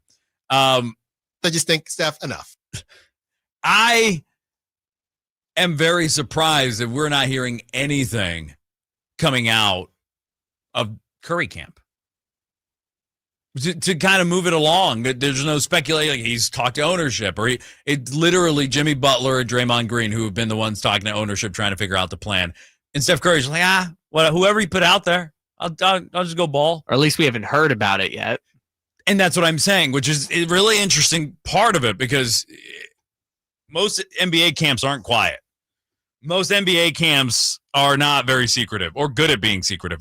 Maybe we're wrong with the Los Angeles Clippers situation, but usually we would hear something. They were just bad at cheating. That's kind of the bigger thing. But I guess Curry's always kept things close to the vest. And I think the other part of it too, and we can talk about this maybe another time or on the other side, but like, I think Curry just kind of looks up and is like, we talk about Giannis leaving Milwaukee or staying forever. I think Curry's already made the call. I'm just going to stay in Golden State forever. And as long as they'll have me, I'll stay. I think he's kind of made that decision in his mind that he's going to be a Warrior for life. And whatever they do to try and build around him is best, but he's not really going to put the pressure on because he knows he's going to be there forever. So it's interesting to kind of see the differences, right? Like LeBron James in LA is frustrated that the Lakers have essentially turned the page and said, we're going, hey, look, new ownership. Oh, only Luka met with new ownership, not LeBron James. What a difference of the two, and we'll continue that part of the conversation on the other side. Oof, all right. I'm like, it's Jonathan Kaminga thing. It's going to continue, and you're going to keep hearing about it for the next week and a half. So, strap in and get ready. We'll take a break. We'll be back. You're listening to the Allen Stiles Show, Sacktown Sports 1140. If you're 55 or older and into that whole saving money thing, T-Mobile has an exclusive phone and internet bundle just for you. Right now, get 2 unlimited phone lines plus 5G home internet for just $30 each per month with autopay, plus taxes and fees. And with 5G home internet, setup is easy with just one cord and no technician needed, which is great if you're also into that whole keeping it simple thing. Switch now and experience the best mobile network in the U.S. Visit your local store to start saving. T-Mobile, it's better over here. Based on analysis by Ookla Speed Test Intelligence data Q4 2024 to Q1 2025. Ookla trademarks used under license. Unlimited on our network. Customers on Voice plan may notice speeds lower than other customers and further reduction if using more than 50 gigs a month due to data prioritization. Video streams and SD on this plan. Home internet pricing after $20 a monthly bill credit plus $5 per line without autopay. Debit or bank account required. See 5G device coverage and access details at T-Mobile.com. I'm still going for it, even with higher stroke risk from atrial fibrillation, an irregular heartbeat not caused by a heart valve problem. Over a 3-year study, Eliquis apixaban tablets reduced stroke risk better than warfarin, and over 97% of Eliquis patients did not experience a stroke. A first stroke occurred in 2.9% of warfarin patients versus 2.3% of Eliquis patients. Don't stop prescription Eliquis without asking your doctor. Stroke risk may increase. Eliquis can cause serious and potentially fatal bleeding. Don't take if you have an artificial heart valve, abnormal bleeding, or antiphospholipid syndrome. While taking, you may bruise more easily or bleed longer. A spinal injection increases blood clot risk, which may cause paralysis. Get medical help right away for unexpected bleeding or bruising, or back pain, tingling, numbness, muscle weakness, or incontinence. Aspirin products, NSAIDs, SSRIs, SNRIs, and blood thinners increase bleeding risk. Tell your doctor about planned medical or dental procedures. Learn more at Eliquis.com or call 1-855-ELIQUIS. Sacramento Chrysler Dodge Jeep Ram has the best selection of new and pre-owned vehicles. All of them top quality, hand-selected by their general manager, Chuck Dean. You can see for yourself their huge selection at SacSuperstore.com with the lowest prices and the best car buying experiences anywhere. Sacramento Chrysler Dodge Jeep Ram. Michael Dave here for my friends at American Energy Heating and Air. Yes, I always tell you they are a family-owned operation, been in business since 81, A+ Better Business Bureau, but it is hot. We are in those Sacramento hot months. I want to focus on them being your second opinion partner. What does that mean? Maybe you've got somebody you're working with or you've worked with in the past in the HVAC world. Guess what? They want to give you a second opinion. How much does it cost? Nothing. You call them up and say, hey, can I get a second opinion on this deal? They come out and they either say, wow, that's a great deal, you should feel better about that, or they say, we can beat that price. And usually they're going to beat it by a lot. Guess what? You just saved money and it didn't cost you anything to find out. It's a no-lose situation. Go with a trusted company. American Energy, 916-520-9990. That's 916-520-9990 or AmericanEnergyAir.com. Jingle Singers, take it away. Call 916-520-9990 now. Go on a culinary adventure at one of Europe's biggest food events coming to the Americas, Terra Madre. Discover more flavors to savor, more ideas to chew on, more voices shaping the future of food. Join chefs Alice Waters, Sean Sherman, and Jeremiah Tower for tastings, pop-ups, food demos, and panels, all celebrating good, clean, and fair food for all. Terra Madre Americas, September 26th through 28th in Sacramento. Savor the journey. Visit TerraMadreUSA.com for more details. Terra Madre Americas is supported by Sacramento International Airport and brought to you by Slow Food and Visit Sacramento. Feel the thunder. It's the energy all around you. Lightning and the thunder. The thrill of the moments to come. The flash of lights. The rush of pure exhilaration. The roar of the crowd. See it, hear it, feel it. Feel the thunder. Lightning and the thunder. Thunder Valley Casino Resort. Feel the thunder.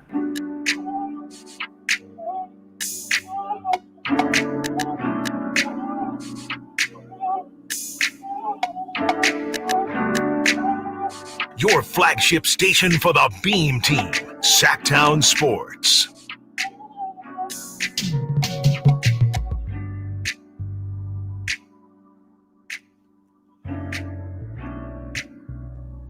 One of the things about guest hosting that has really come back to the top of my mind is how long we sit. And when I hosted, I used to always stand, and our mics here don't come all the way up. So I I like standing when doing a show. It feels like it keeps my blood flowing a little bit more than obviously than not. Yesterday we talked a lot about the 49ers and the Kings and we dove into so many different things on those two that just continuing the conversation we're just having, which is I was saying LeBron James, right, in Los Angeles and what that transition is looking like and the difference of that transition as LeBron James with the Lakers as opposed to the transition for Steph Curry and the Golden State Warriors, where Curry's like, I do what you do, man. I want a chance to win. Give me that chance. You brought Jimmy here. Let's do whatever we can do, and let's go try to win a championship in the next few years. That's it. On the other hand, you have LeBron, who is like, I'm the best player. I need to be treated that way. But the reality is LeBron is no longer the best player. That's reality. Like, can he be the best player on a night? Yeah. But at the very least, he was always the most important player. He's no longer that with the Los Angeles Lakers. And it does show you, I think, the respect that Kobe Bryant had in Los Angeles and for the Lake Show. And he was given that respect, even all the way to his retirement. And LeBron James, as to what I've been saying for years, I think had overstayed his welcome in Los Angeles with the Lakers. Yeah, I've always thought this is interesting with the LeBron Lakers thing, because I think of the Kobe, I think of Dirk Nowitzki in Dallas, which obviously he means something different to that organization versus even Kobe. But was the retirement tour that they were given out of convenience or was it out of necessity? Because if the Lakers had acquired, I'm trying to think in 2016 who that person would have been. If the Lakers had gotten James Harden from the Rockets in 2014, maybe Kobe doesn't get the ending that Kobe wanted, but they were so bad that they had to go 19 wins and Kobe's just chucking shots with a bunch of rookies. Or Dirk Nowitzki's last season in Dallas being Luka's rookie year instead of Luka's fourth year, where all of a sudden Luka's averaging 32 points per game. It's like those teams gave them the respect they deserved at the end, but also their teams sucked at the end. And I think they would have rather chosen not sucking than giving them the end they deserved. I think the retirement tour style that Kobe got would have been different. I think he still gets the retirement tour. Just because he is one of those very few guys that will, for a very long time, maybe forever, as long as the NBA is around, he will be part of the NBA discussion. Yeah, for sure. I mean, I kind of think of it now as he's kind of the most immortalized NBA figure, because it was always like the mythology around Kobe more than it was the actual play. It's the things he said outside of the game that just it's the motivational things. It's the Mamba mentality. And so, yeah, I'm intrigued because obviously it's Golden State and what they're doing with Steph, the Lakers and LeBron and them already flipping the page to a Luka Doncic and it's a weird place because again, like Draymond made it clear, I'm not going to tell you when I'm retiring. Yeah. All right, he's like, it's the joke with Paul Pierce. I don't want what happened to you to happen to me, and he's the one who did it to Paul Pierce. Yeah, and that's why the Lakers. I mean, there's so many interesting aspects of the Luka Doncic trade to the Lakers in the first place, but you could do a whole chapter on just the LeBron James aspect of it, and does he deserve better? But at the end of the day, he's an employee, and the Lakers are deciding, thank you for everything you've done. We're sorry, but it's not going to be us.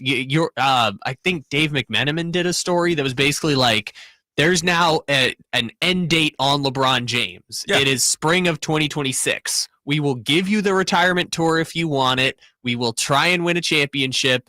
But if you want something else, it ain't going to be from us. Adios. We owe you nothing more than potentially the 2026 retirement tour. As I tell everybody when I leave, hasta mañana, right? Like, it's just, that is where it's going to go. And it's going to be interesting to see how LeBron is going to go through that and what the NBA, obviously, in a guy that has been transcendent of the sport and obviously is one of the greatest players to ever play it.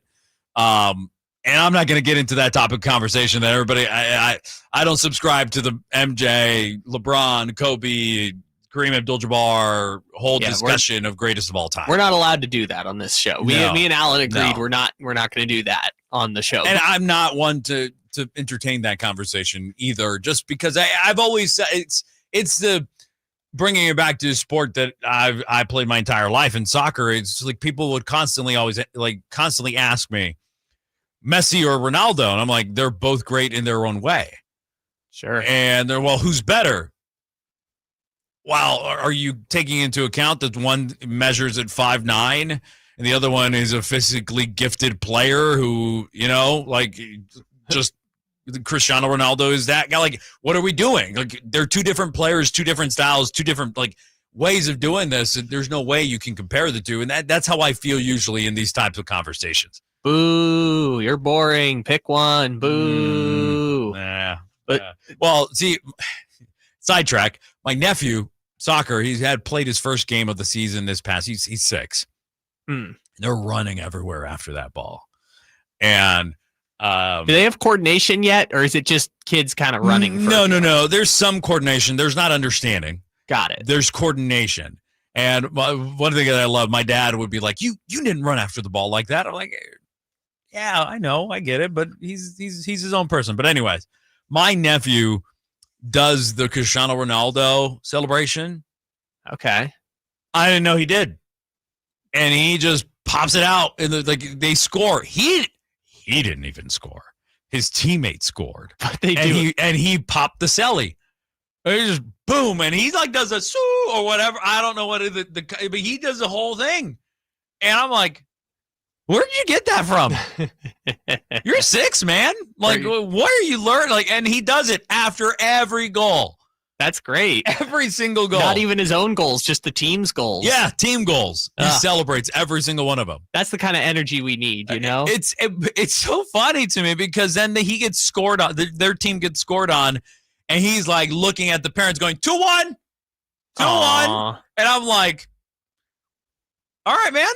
Love that. Let's just chill out. He's scorekeeper. He's everything out there. Fiery celebrating teammates, all of it. Youth sports is I've been around soccer my entire life. I refereed since I was 13. So like it's always, I like seeing little kids learn how to play the game and understand the concepts because it's cool to see how kids problem solve and go through all of that.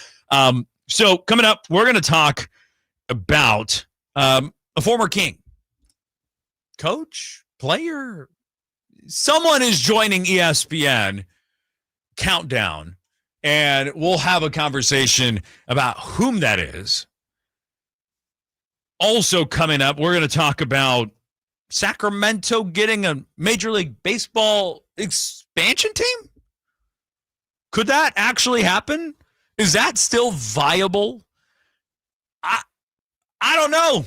And I followed the relocation of the A's very, very closely for all of those years. And I'm someone who's been on with me as I've guest hosted, but also with Dave and Jason and Casey Pratt, who covered that phenomenally, and obviously Brody Brazil and those guys who did a great job covering a lot of the movement conversation. We'll dive into that at the top of the hour. But coming up next, a former King joins ESPN Countdown. We'll talk about that when we come back. You're listening to the Allen Stiles Show, Sacktown Sports 1140. Mike Rowe here with another random fact. Those cracks on your walls aren't just cosmetic. They could mean your home is sinking. Whether it's drywall cracks, exterior cracks, or sticking doors or windows, do yourself a favor. Call Groundworks. I spent some time working with these guys, and they're the real deal. Their people are trained and certified to stabilize your foundation. Groundworks, official foundation repair company of Cal Athletics. Licensed in all states where work is performed. See website for details. When shopping for a new car, what do you want? A great selection? A low monthly payment? More for your trade? At Northern California's best Honda dealer, Stockton Honda, you get it all. Model year end savings are going on now. Drive away in your favorite Honda. It's savings you just can't say no to. Come in today or go to StocktonHonda.com. Anytime, anywhere, it's all here. StocktonHonda.com. Based on the results of the study, recognized on June 18, 2025, USA Today's list of California's top car dealers 2025. Let's go! You're still glowing, flirting, grooving. You still got it. But your immune system weakens as you age, making it harder to fight flu, pneumococcal pneumonia, RSV, and COVID-19. Vaccines are a key part of any health routine and help strengthen your immune response. Ask your doctor or pharmacist which vaccines you need. Schedule in minutes at vaxassist.com. Sponsored by Pfizer.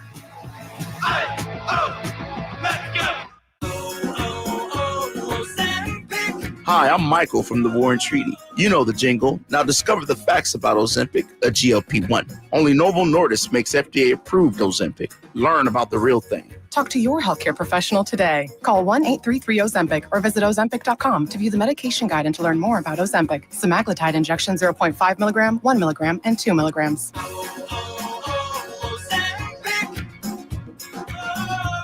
Capital Casino, Sacramento's #1 poker room with primetime football. It's back. Capital Casino is giving away $500 per game in high hand bonuses for every Sunday, Monday, and Thursday night primetime game, offering the best food, best service, and the best action with the most variety of games in the region and conveniently located at 411 North 16th Street in downtown Sacramento. For more information, log on to capital-casino.com and please gamble responsibly. 1-800-GAMBLER.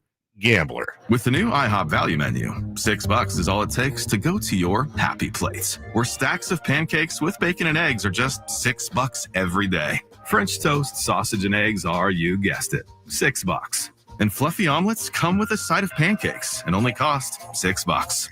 Go to your happy place every day at IHOP. $7 in some locations. Available every day for a limited time at participating restaurants in the U.S. Hours may vary. No substitutions. Not valid with other discounts or promotions. Prices may vary. Staples presents That Was Easy. So I'm a plumber and needed to get work in the door. So business was going down the drain? Yeah, I went to Staples. They printed yard signs, business cards, even flyers to leave at supply stores. But at what cost, man? Well, I saved $125 on my order, and now I'm booked solid. Boom! Back at ya. For your business printing, Staples. That was easy. Now save up to $125 on custom print orders. Valid in-store and online. Ends 11/1. Exclusions apply. Visit staples.com/print for details. When I want to stretch out after a long day, my sofa needs to be comfortable, but it also needs to look attractive and inviting when guests come to visit. Hi, I'm Frank LaRosa with a word about Naturewood Home Furnishings. We spend so much time on our living room sofas that we forget they're a focal point and a hint to our decorating tastes. Right now, during Naturewood Home Furnishings sofa sale, you can save on every sofa, including gallery-exclusive custom-ordered flex steel furniture. Whether you're interested in a new sofa, sectional, or recliner, you can choose from hundreds of colors and fabrics. Nobody has more styles and choices than Naturewood Home Furnishings.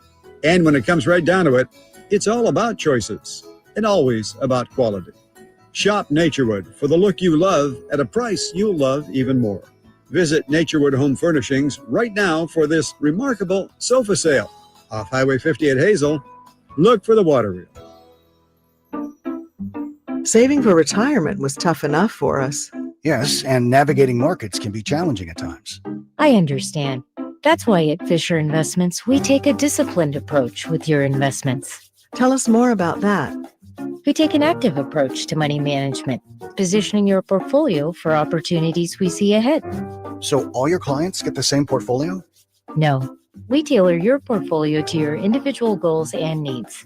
What about communication? We don't like being left in the dark. We check in regularly to keep you informed on the markets and your portfolio. Which means you'll help us stay on track. Yes, our goal is your comfortable retirement.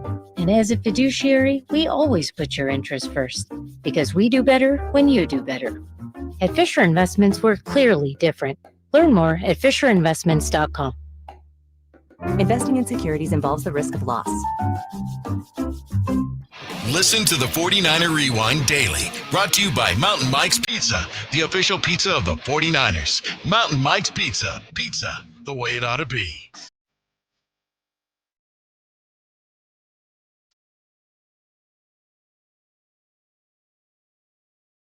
Your home for Kings basketball for over 25 seasons. Sacktown Sports.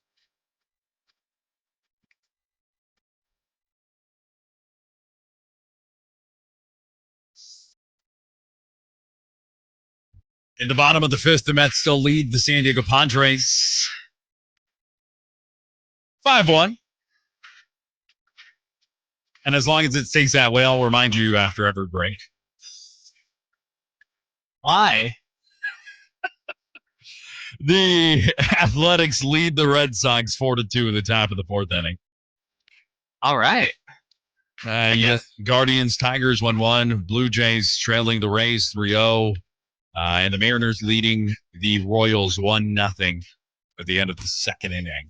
I do feel better, though, because the Padres would still have a 6-game lead on the Diamondbacks with 9 to play. So at least we're going to the playoffs. I was seeing somewhere that there's a discussion about whether Mr. Perez is a Hall of Famer.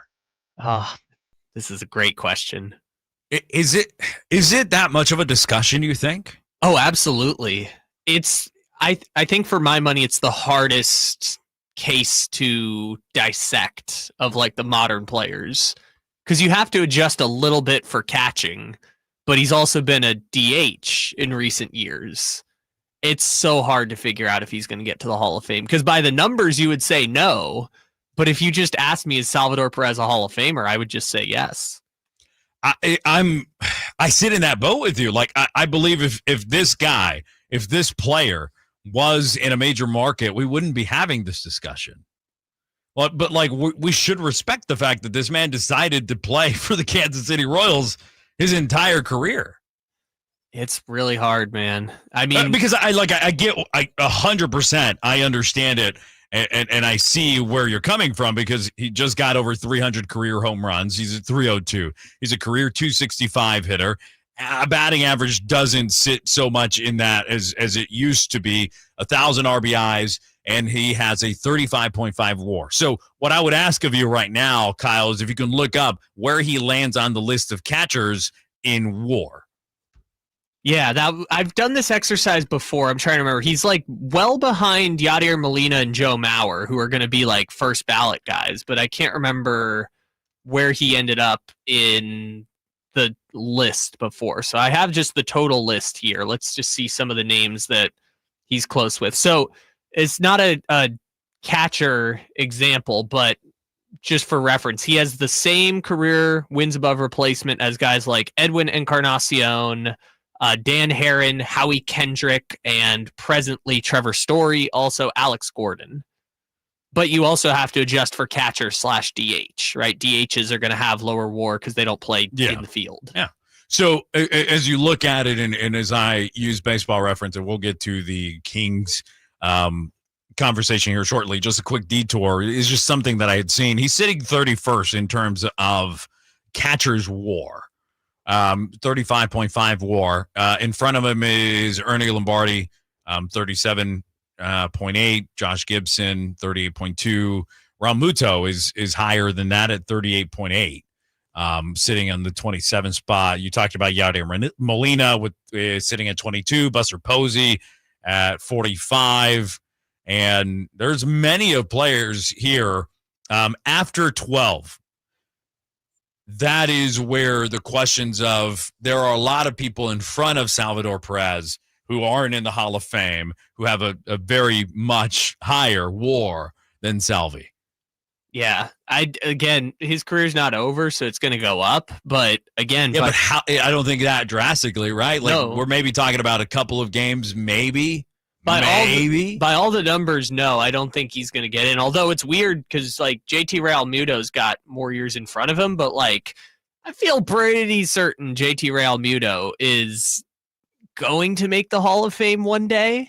I mean, he's been the best catcher in baseball for the last 5 years, and we don't really talk about it all that much. No, yeah. But it's really hard. And that's also, it puts into so many other different conversations, but I had seen it and I had asked myself, is that really as much of a question as it's being posed? And obviously I guess it is. It is a big question whether Salvi Perez is going to be a Hall of Famer, but we will see. So just for reference, Buster Posey, who's going into the Hall of Fame easily, 45 career WAR. But Salvador Perez is not going to get to 45, but he is going to be higher than 35.5 by the end of his career. And again, this leads to a couple of seasons in there for Perez. He didn't play in 2019. He was injured, didn't play. In 2023, he had a 0.4 WAR, just as where he sits now. But again, if you consider early on in his career, and that 2013 to 2018 stretch of him being 23 to 28 was a really, really good stretch for Salvi. But the Sacramento Kings might I don't know, take benefit of any of this, but Michael Malone. I'm not going to disrespect the man. That's how he likes to be called. He's not Mike. Nope. Michael Malone will be joining ESPN NBA Countdown. What capacity is still yet to be known, but is that a friend or a foe on at the desk in Michael Malone? Oh, for the Kings? Yeah, because you as the Sacramento Kings, you hope to have as many people talking about you as possible. Yes, the famous Michael Malone, who, when Mike Brown got fired, said, "No class, no balls."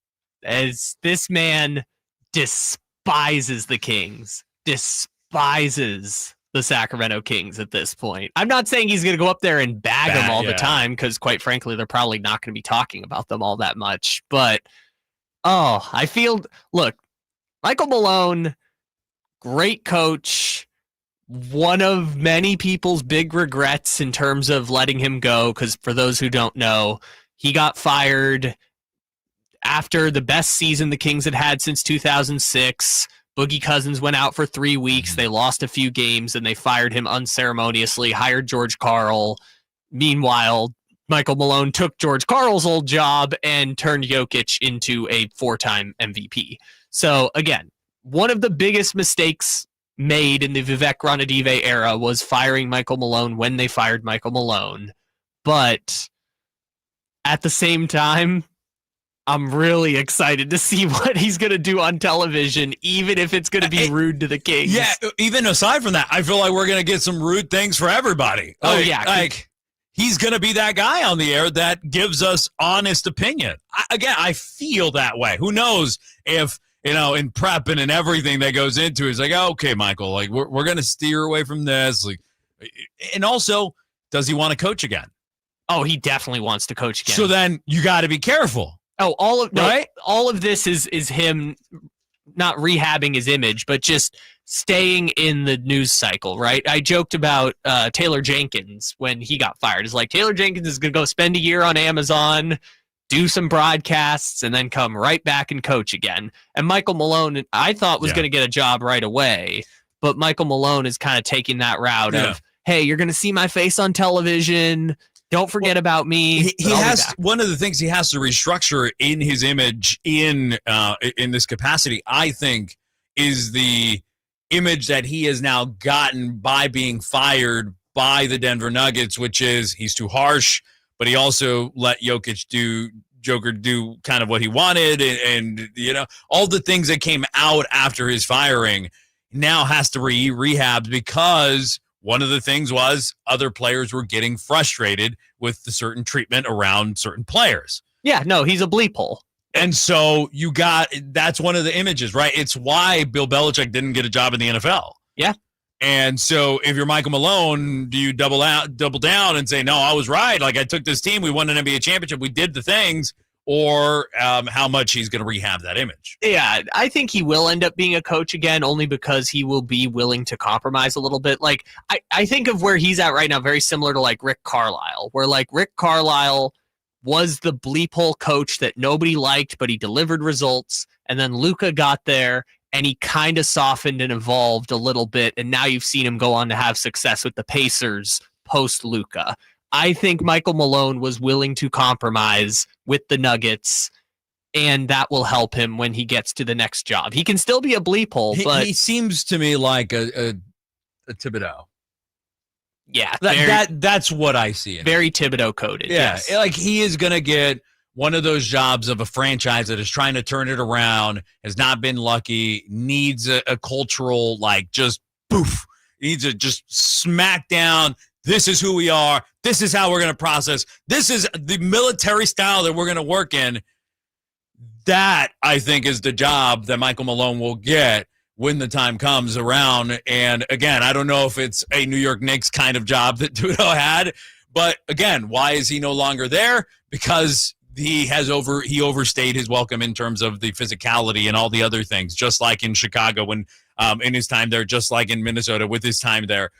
These kind of coaches run out of space because you only get so much leeway in that. Hour number 3. 2, 3. Yeah, it's coming up. All right. Stay right here. Jose Gonzalez filling in for Allen. You're listening to the Allen Stiles Show, Sacktown Sports 1140. This is the story of the one. As a safety manager at a manufacturing plant, he does everything he can to keep his coworkers safe. From finding ways to reduce risks to keeping safety supplies in stock. And for that, he relies on Grainger. Grainger offers a broad range of quality products and next-day delivery, so he can always play it safe.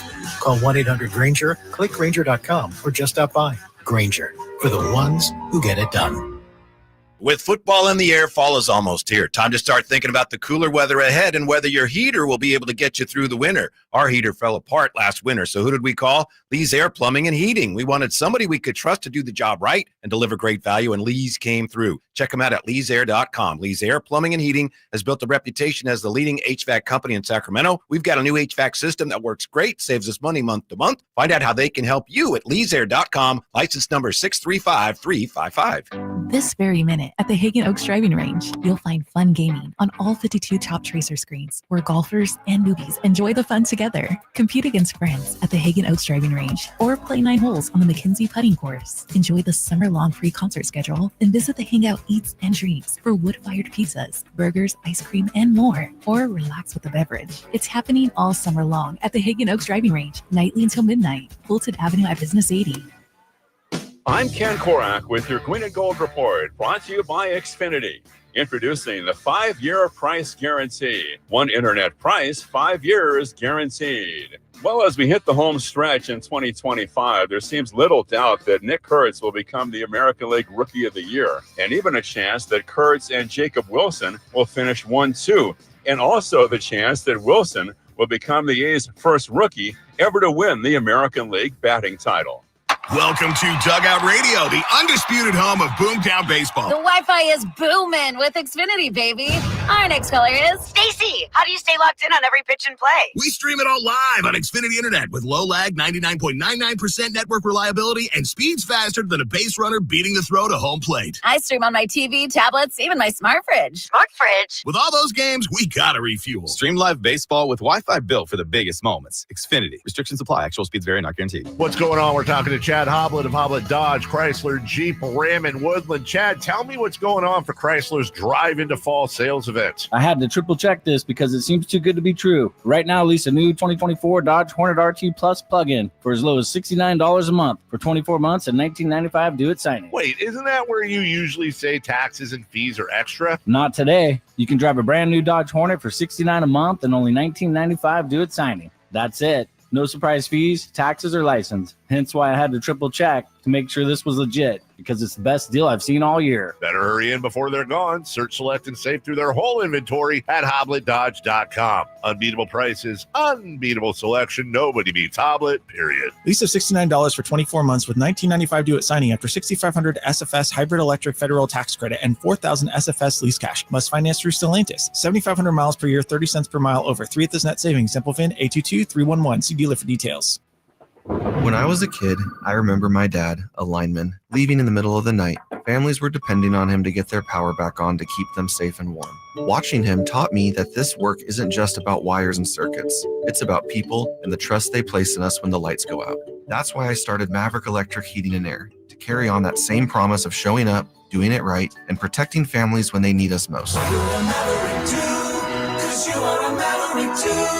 Visit callamaverick.com. Paid non-attorney spokesperson. Paid for by Action Matters. Attention former and present inmates of women's prisons in California. If you are currently or were an inmate of Central California Women's Facility in Chowchilla, also known as Chowchilla Women's Facility, Valley State Prison for Women in Chowchilla, Institute for Women in Chino, or Folsom Women's Facility in Represa, and were a victim of sexual abuse, now is the time to come forward, as you may be entitled to substantial financial compensation. If you were an inmate at any of these prisons at any time and were subjected to sexual abuse from staff members, you may be entitled to substantial cash compensation. Call our California Women's Prison Helpline now at 800-408-1240. The deadline to file a claim may be close. Call now to get the justice, closure, and the financial settlement you deserve. Even if it was long ago, call our law firm's Women's Prison Sexual Abuse Helpline right now at 800-408-1240. 800-408-1240. 800-408-1240. KHD HD1 Sacramento, KYMX HD3 Sacramento. From the Power Business Technology Toshiba Studios. Sacktown Sports, 1140.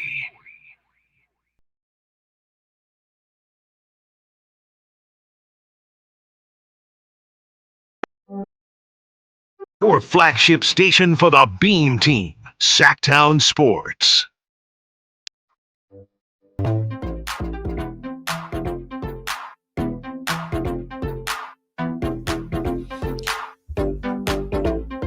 Hour number 3. The reason I was a little thrown off was because obviously 10 to 11 is hour 1, 11 to 12 hour 2, and now we're 12 to 1 hour 3. Look, funny how that all calculates and works.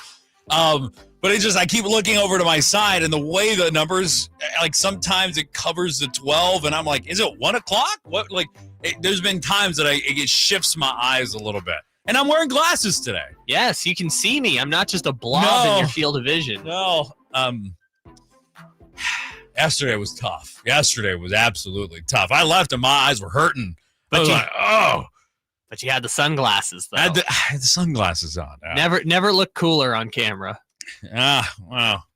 You might have also... wife would let me know I never look cool. But you might have also gotten a haircut since the last time I saw you. Yeah, I got a haircut yesterday, last night.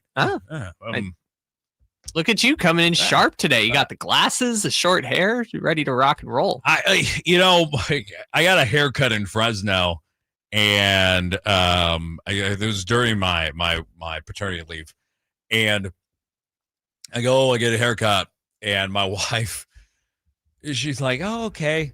She's like, "So you're gonna go back to the other guy, right, in Sacramento?" I'm like, "Oh, okay, yeah, I guess so." Yeah. Oh, that's great. All right. She thought, yeah, appreciate it, honey. Yeah, appreciate it. Yeah, that's a nice. It's the nicest way she could have said it. That is such a nice way to break it to you. Yeah. It's not your haircut sucks. No, it's like you're gonna use the guy in Sacramento again, right? Yeah.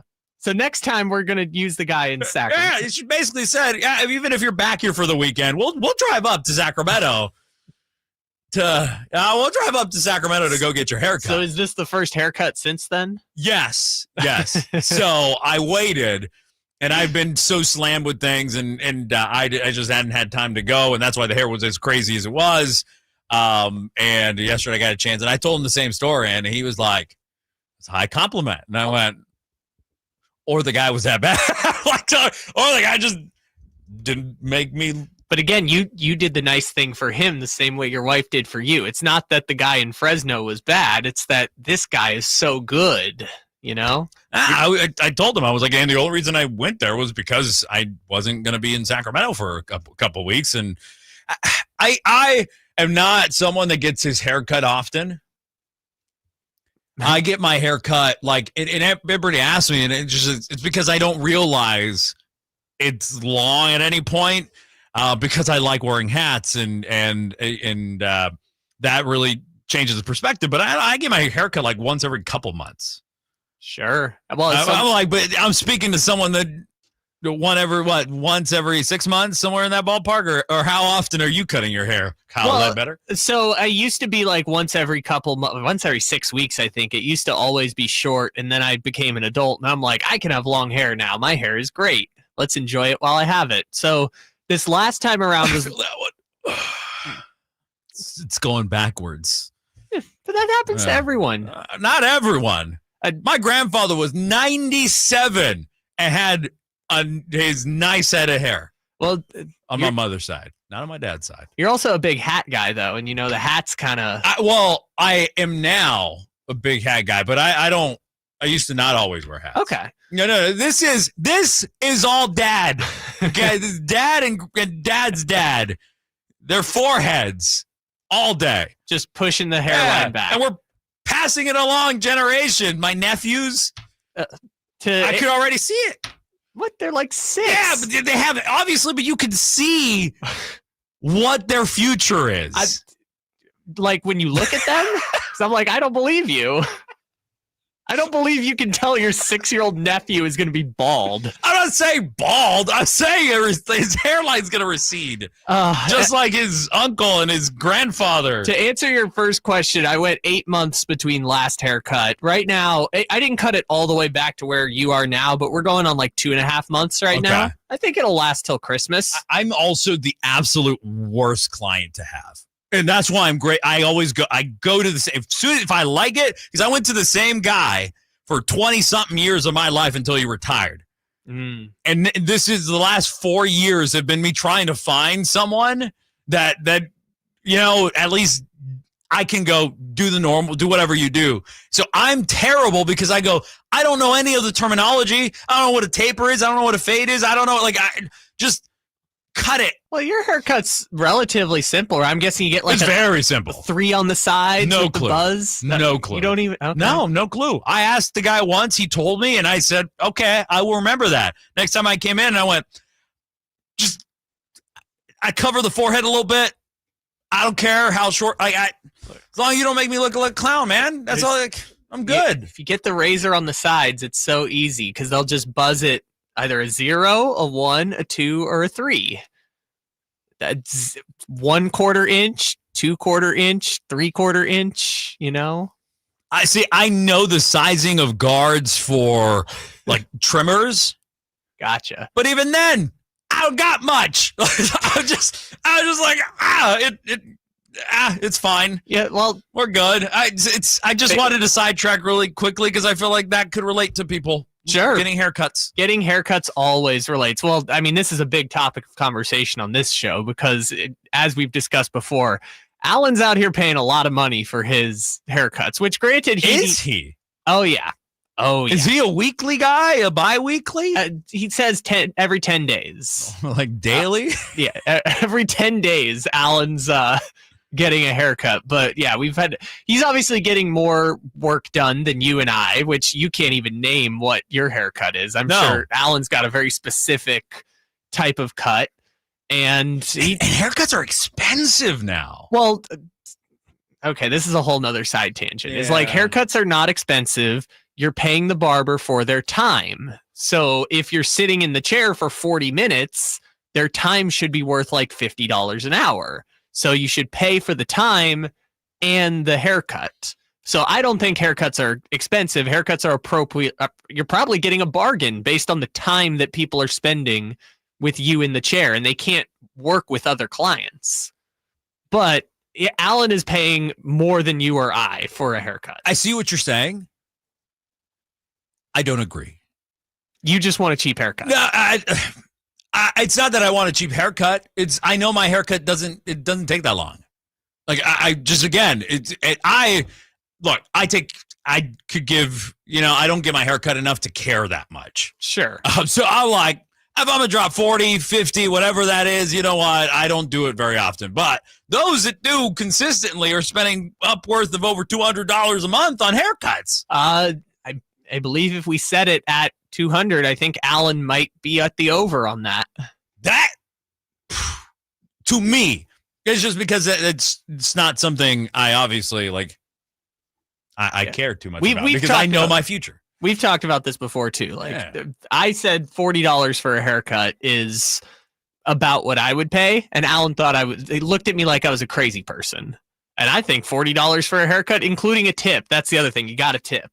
You got to tip your barbers. Anyone who's listening right now, got to make sure you tip your barbers. So you're paying for the time, the actual cut, and you got to make sure you tip your barber. I think haircuts are appropriately priced. I genuinely can't tell if Kyle is being sarcastic with me. No, I'm saying we don't appreciate the barber enough. Wait, come on. Kyle is, what is it called? You're rage baiting me. Sure. It's called sports radio, sort of. I'm going to lose my mind. Well, speaking of losing their mind, how about Rob Manfred, huh?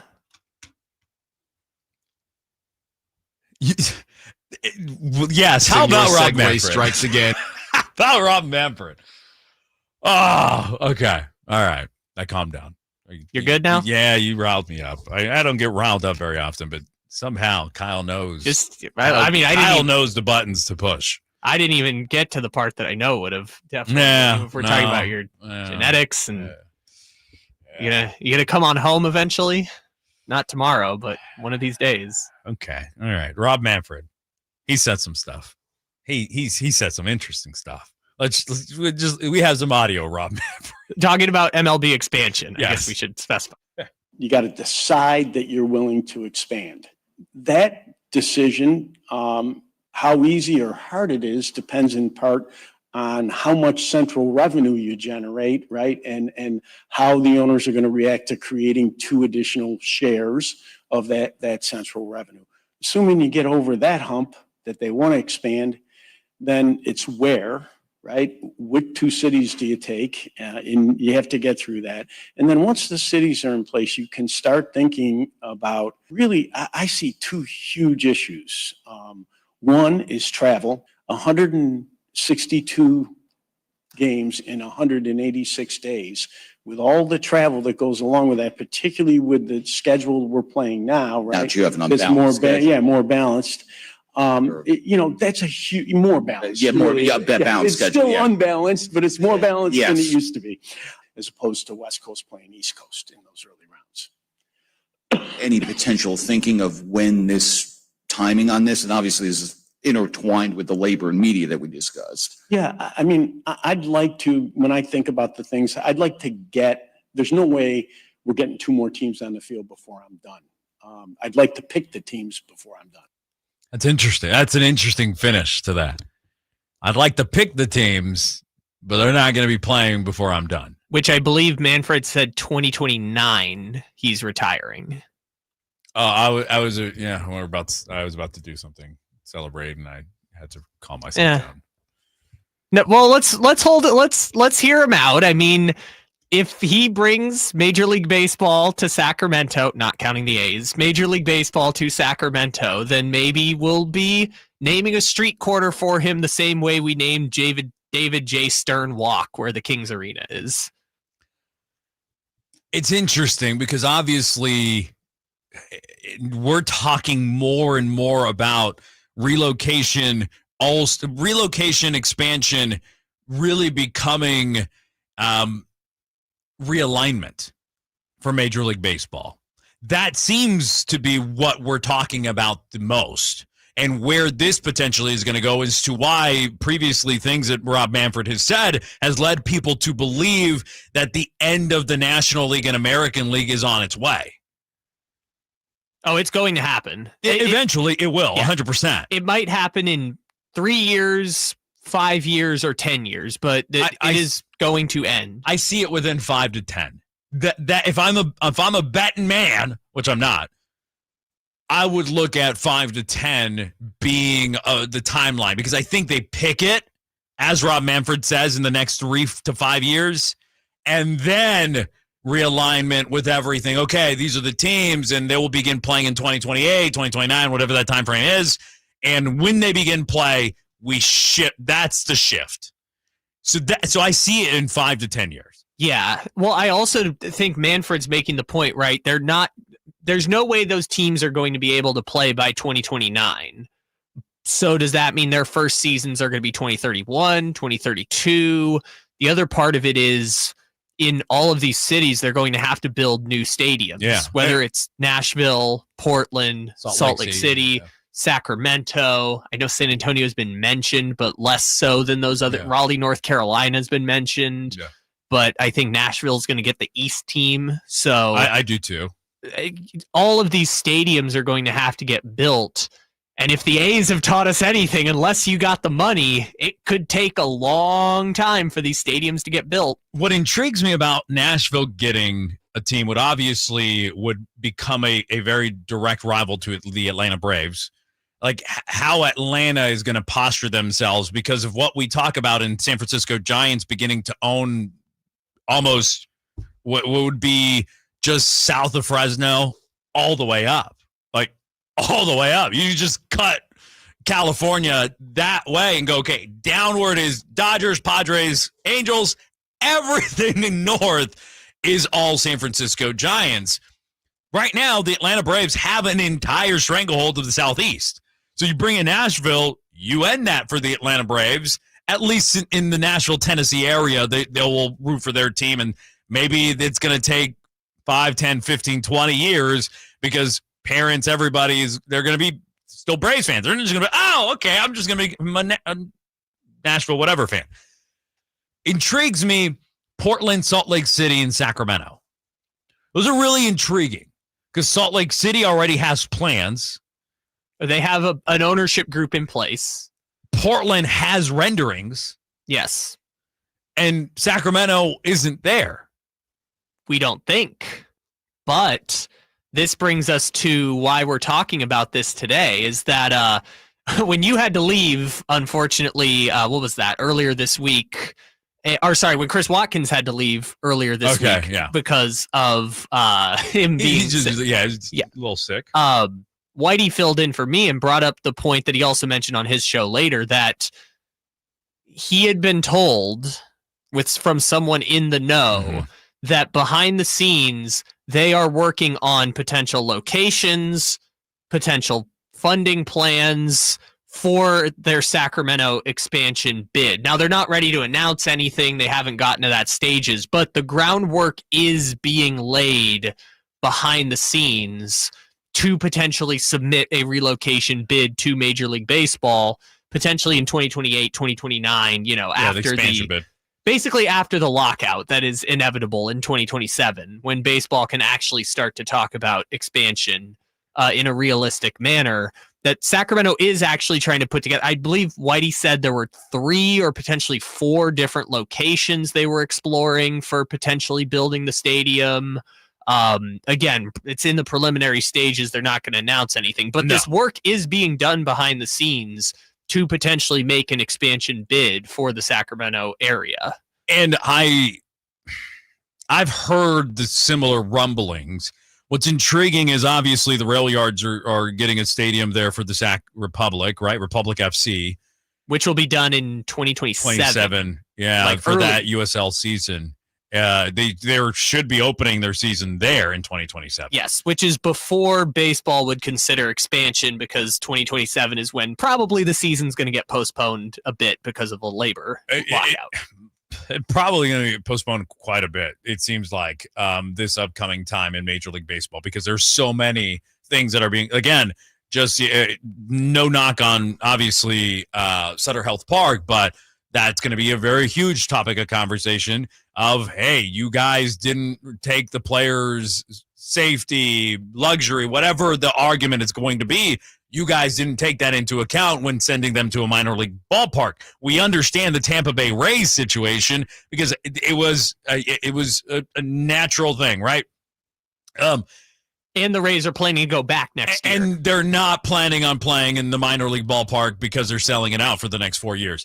But you look at the Athletics and what that has kind of come around, like it makes it all interesting to see how it begins to process and how Sacramento begins to posture themselves for the potential bid, because I think Portland is a great bid. I think Portland is really, they are ready. I think because of the NHL team that now is in Salt Lake City, who they've been named. I don't know why it's slipping on my mind. Mammoth, I think. Mammoth, yeah.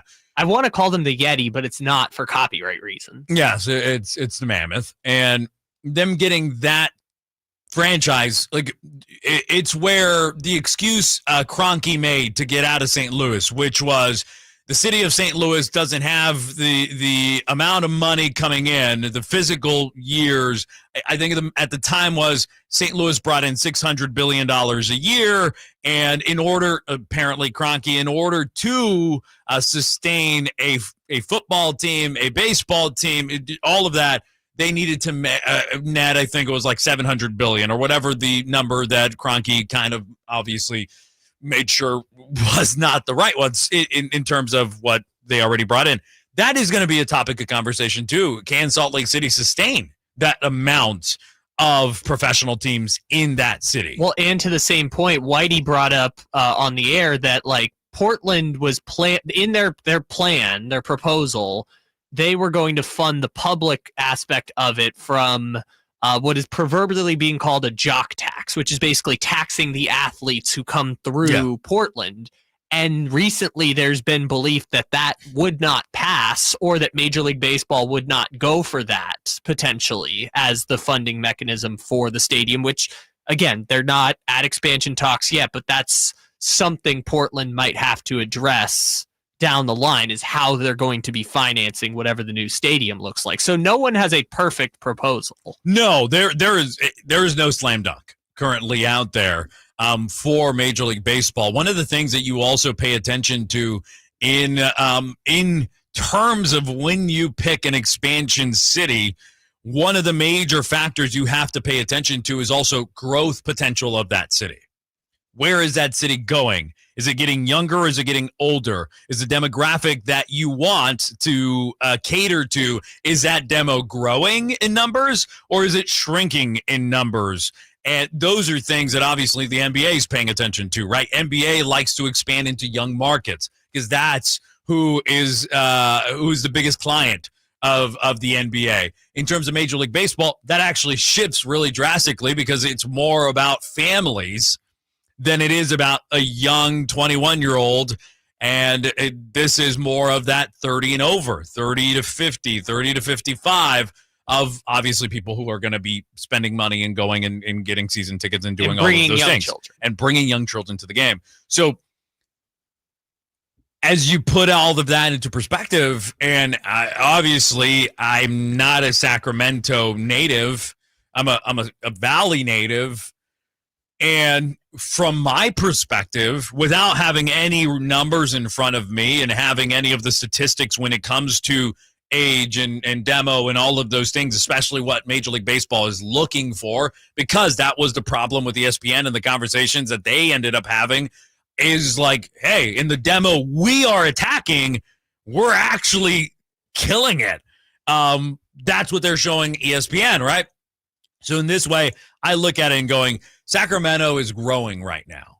It is growing pretty quickly.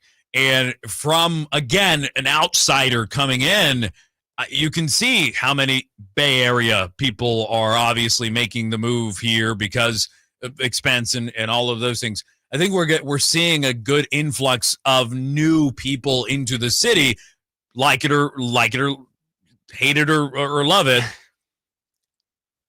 That, I think, is starting to bode well for Sacramento in terms of a potential expansion team coming here because the city is growing, again, from my vantage point, without having the numbers. Now, we could look it up right now, and the reality is that Sacramento's population dropped 0.5% last year. I don't know. I don't have the number in front of me from my perception. But to that point, every city in California has experienced a decline in population, but California or Sacramento's is like less than other places, basically. To your point, it's a really good one about who is moving into Sacramento and the demographic baseball is going for. I bring this back to Nashville, who appears to be basically a lock to get one of the expansion teams. Since like 2000, really since the financial crisis, but since 2010, Nashville has experienced this insane boom. Yes, exactly. Just influx of people moving to Nashville. Mostly young families, young people. It's kind of become Nash Vegas in some ways too. People joke because you get this giant tourism economy, but you also have family homes basically around the perimeter. And Nashville's demographics have changed so much since 20 years ago that you have just this influx of new people moving to Nashville that will become your base for potentially a Nashville expansion team. Sacramento is in the weird position of having previously a lot of A's fans, now that healthy mix of Giants and whatever's left of the A's fan base, like you talked about. And it's, again, only 120 miles away from San Francisco, where the Giants play. Maybe that geographically. Seattle, right? Like you put it all into perspective. Yeah, exactly. And maybe that's a tough situation, is the geographic proximity to San Francisco. But I think Sacramento is probably just as likely to support a Major League Baseball team as Portland or Salt Lake City, if I had to guess. But it all comes down to the proposal and the financing agreements and the ability to build a stadium, which are big. Sacramento's starting from behind the starting block, trying to get all of that in order. So just so I can give everybody information, since 2010, and this is data numbered all the way to 2023. Anything past that is a projection of where they could potentially be. But in 2010, the city of Sacramento was sitting at about 467,000 people. In 2022, again, that's before the projections begin, it was at 525,000 people.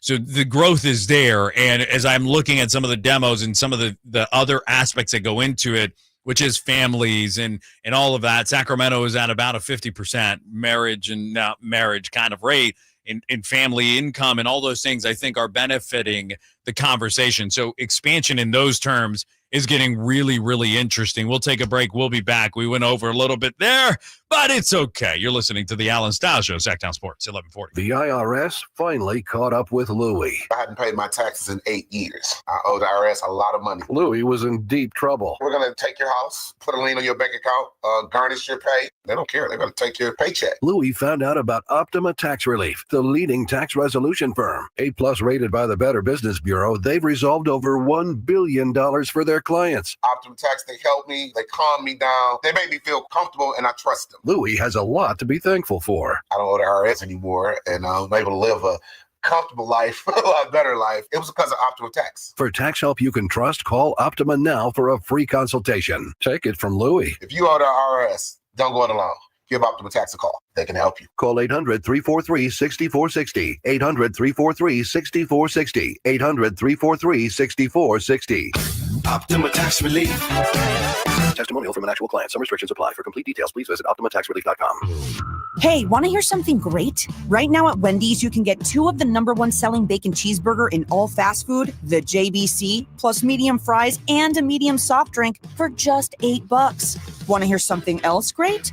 Double the burger means double the bacon. Now that's a game changer. 2 of the #1 bacon cheeseburgers with fries and a drink for just $8. Gotta be Wendy's. Limited time only. U.S. price and participation may vary. Request $8 JBC meal deal to obtain discount. Individual items at regular price. Drivers who switch and save with Progressive could save hundreds. With that kind of money, you could go big time. The next time you're out to dinner with friends, you can order the shrimp cocktail for the table. And maybe you'll realize it only comes with 4 shrimp after you've already given away 3. But that one shrimp will be so good.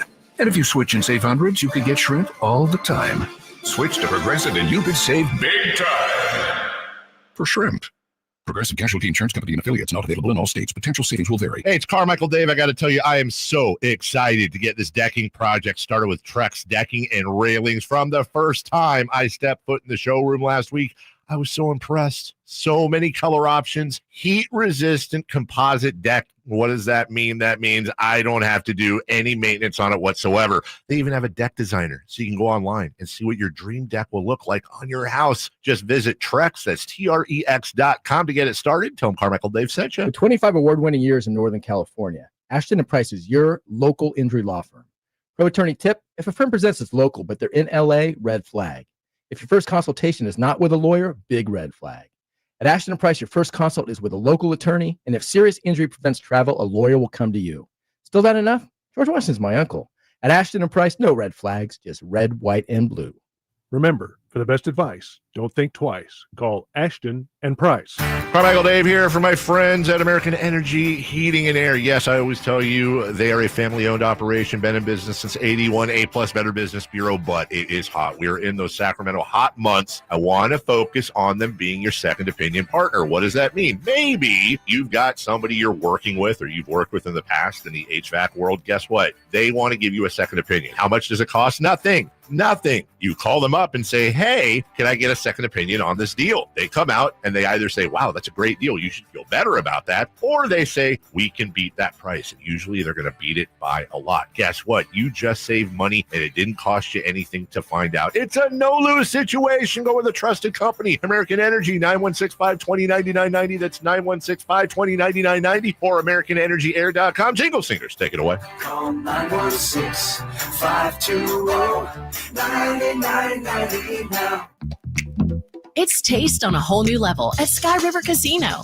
With 18 elevated restaurants, bars, and lounge destinations that include SR Prime Steakhouse, 32 Brews, Dragon Boat, and The Market.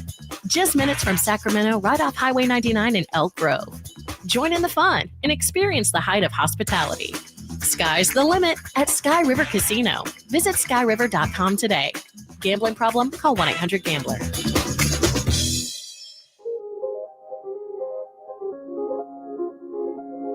Your home for Kings basketball for over 25 seasons. Sacktown Sports.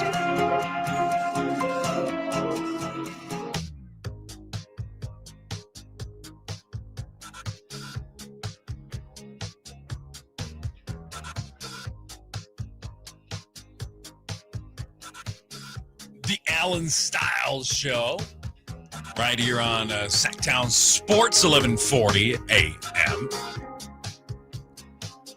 You can tune in on the app, website, anywhere you want to. I do want to go back to the expansion discussion we were having before we broke, and we will talk a little bit about more of the developments coming out of the Kawhi Leonard and Steve Ballmer and LA Clippers and all of that situation. There's more stuff, and even maybe it might have updated since we've looked at this, because Pablo Torre seems to be coming out with something new every single day. He's always finding something constantly. So we'll get to that here shortly. I think if you're Sacramento, I think you're in a good spot. And the reason I think you're in a good spot is because of building Golden One Center and what has come of that, because they finally get the deal done to get Republic a soccer stadium that could propel them potentially into that conversation of Major League Soccer again. Who doesn't remember the announcement that came years ago that never came to anything other than an announcement of a Major League Soccer team coming to the city of Sacramento? But the USL in 2027, which is where Sac Republic plays, is going to be shifting into a promotion relegation system that, again, it's going to coincide with the finishing of that stadium. I obviously don't know Sacramento enough to even fathom where this stadium can be built and where it can get done. I think gone are the days of 42 to 50,000 seat baseball stadiums. I think we're looking more of that 35,000 range in terms of stadium built and all that comes with that. But is the structure going to be looking at, can we do something like Golden One did with Doko and build around the arena to try to create an entertainment center? That is going to be a big question of the stadium choice and or where they decide they can potentially build. And all of these conversations are obviously moot because this is going to take years. This is going to take months to even maybe get another little nugget thrown into the conversation of expansion. Well, and the other part of it too, and again, we don't have any of the details behind it, but just practically speaking, looking at all of the past examples of stadiums and soon to be built stadiums and things like that, most of the money is probably going to have to be fronted by the ownership group, both to pay the expansion fee and, as we're seeing with John Fisher right now in the Athletics in Vegas, to build or front the cost for most of the stadium. I mean, the state of Nevada is putting in $300 million for a $2 billion stadium, which, quick math, 15%. When the Kings built Golden One Center, that was a 50-50 partnership between the city and the Kings. Yeah. So if we're talking 15% or 20% of this baseball stadium being put in, that means the rest is going to have to be fronted by the ownership group, which we're all assuming is Vivek. Assumptions, but you have to have another big time player with Vivek to get this done. Yes. There's no doubt in my mind about that. Either as a partner on the A's or to purchase a limited stake in the Kings to then fund the A's stadium, exactly. One way or another. That is something that will have to happen. So it's just intriguing to see the development of an expansion team, but also understanding that, hey, NBA is going through it. Obviously, the NFL got to 32 a lot faster than everybody else got to 32. We've been seeing Major League Soccer expanding all day. Obviously, NHL thinking about the expansion as well and what they're doing and how they're putting it together. So it's expansions are everywhere right now, and it's because we are in a place now where before you could have one team and everybody root for that one. Like, you had the territories essentially. But since these professional teams don't care to go to the small cities anymore, to go find the fans are no longer sticking around. And they're no longer just blindly following. Today, compared to 50 years ago, we now have the most fans that follow players as opposed to teams. Like, people now root for certain players and will root for the players rather than teams, and will jump ship because, hey, my mental health matters. Well, and the other part is it's so cost prohibitive to root for teams now. If you want to go to a Kings game, it's expensive. These jerseys are expensive. Adam Silver's getting crushed right now for talking about how expensive it is to buy all the different places that you can watch NBA games. And you should watch highlights. Yeah. I mean, someone did the calculation, is like to watch every Nuggets game this season would cost you $1,100 for the year between all the different places you have to go to find it. And that's, again, the shift of where we've gone. And to me, one of the things that I look at in this structure is like having to go everywhere. Us as consumers have obviously permitted that to go into certain, consumers have a lot of power, and I feel like they obviously have not understood that power. Now, the Kawhi Leonard situation has way more developments, and I'm gonna kind of go through this really quickly. And of course, this is all via Pablo Torre. And the Clippers, their executive sent aspirations, $118 million in 18 months. And that obviously coming as Kawhi Leonard's camp was pushing for no-show payments to be made. The Clippers funded $32 million in, quote, carbon credits, end quote. And on that exact same day, Kawhi signed that endorsement deal. So, for those that don't know, carbon credits. Basically, Aspiration was saying we're going to make your carbon footprint zero. The Clippers were alleging that they overproduced on being net zero, and so then they had to pay money back to Aspiration, basically. That was the whole premise of the company. It's very dumb and very confusing, but it was all money laundering anyways. Balmer invested another $10 million in the company less than 3 weeks before the government investigation opened on, of course, the CEO had already resigned by that point.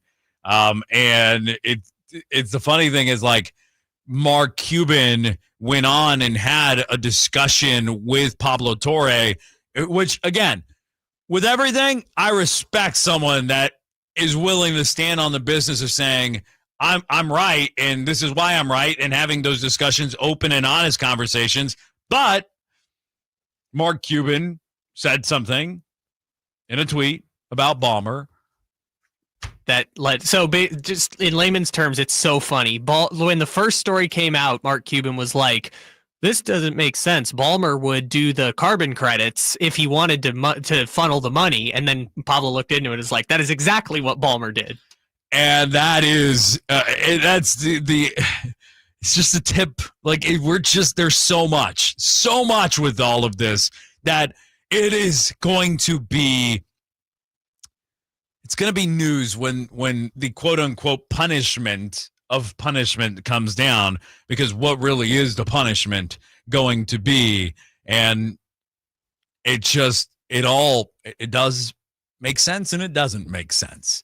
You're listening to the Allen Stiles Show, Sacktown Sports, 1140. If you're 55 or older and into that whole saving money thing, T-Mobile has an exclusive phone and internet bundle just for you. Right now, get 2 unlimited phone lines plus 5G home internet for just $30 each per month with autopay, plus taxes and fees. And with 5G home internet, setup is easy with just one cord and no technician needed, which is great if you're also into that whole keeping it simple thing. Switch now and experience the best mobile network in the U.S. Visit your local store to start saving. T-Mobile, it's better over here. Based on analysis by Ookla of Speed Test Intelligence data Q4 2024 to Q1 2025. Ookla trademarks used under license. Unlimited on our network. Customers on voice plan may notice speeds lower than other customers and further reduction if using more than 50 gigs a month due to data prioritization. Video streams and SD on this plan. Home internet pricing after $20 a monthly bill credit plus $5 per line without autopay. Debit or bank account required. See 5G device coverage and access details at T-Mobile.com. If you're not looking for a brand new car, at Elk Grove Honda, we've acquired some of the best pre-owned cars we can find. We've kept only the best of our trades, and our buyer has found some of the finest pre-owned Hondas available in Northern California. You can see for yourself at elkgrovehonda.com. Whether you purchase a brand new Honda or a like-new pre-owned Honda, your car buying experience will be the same. We have the right Honda at the right price. You'll find us in the Elk Grove Auto Mall, Highway 99 and Elk Grove Boulevard. I gotta get an Elk Grove Honda. Out after a long day, my sofa needs to be comfortable, but it also needs to look attractive and inviting when guests come to visit. I am Frank LaRosa with a word about Naturewood Home Furnishings. We spend so much time on our living room sofas that we forget they're a focal point and a hint to our decorating tastes. Right now, during Naturewood Home Furnishings sofa sale, you can save on every sofa, including gallery-exclusive custom-ordered flex steel furniture. Whether you're interested in a new sofa, sectional, or recliner, you can choose from hundreds of colors and fabrics. Nobody has more styles and choices than Naturewood Home Furnishings. And when it comes right down to it, it's all about choices and always about quality. Shop Naturewood for the look you love at a price you'll love even more. Visit Naturewood Home Furnishings right now for this remarkable sofa sale. Off Highway 50 at Hazel, look for the water wheel.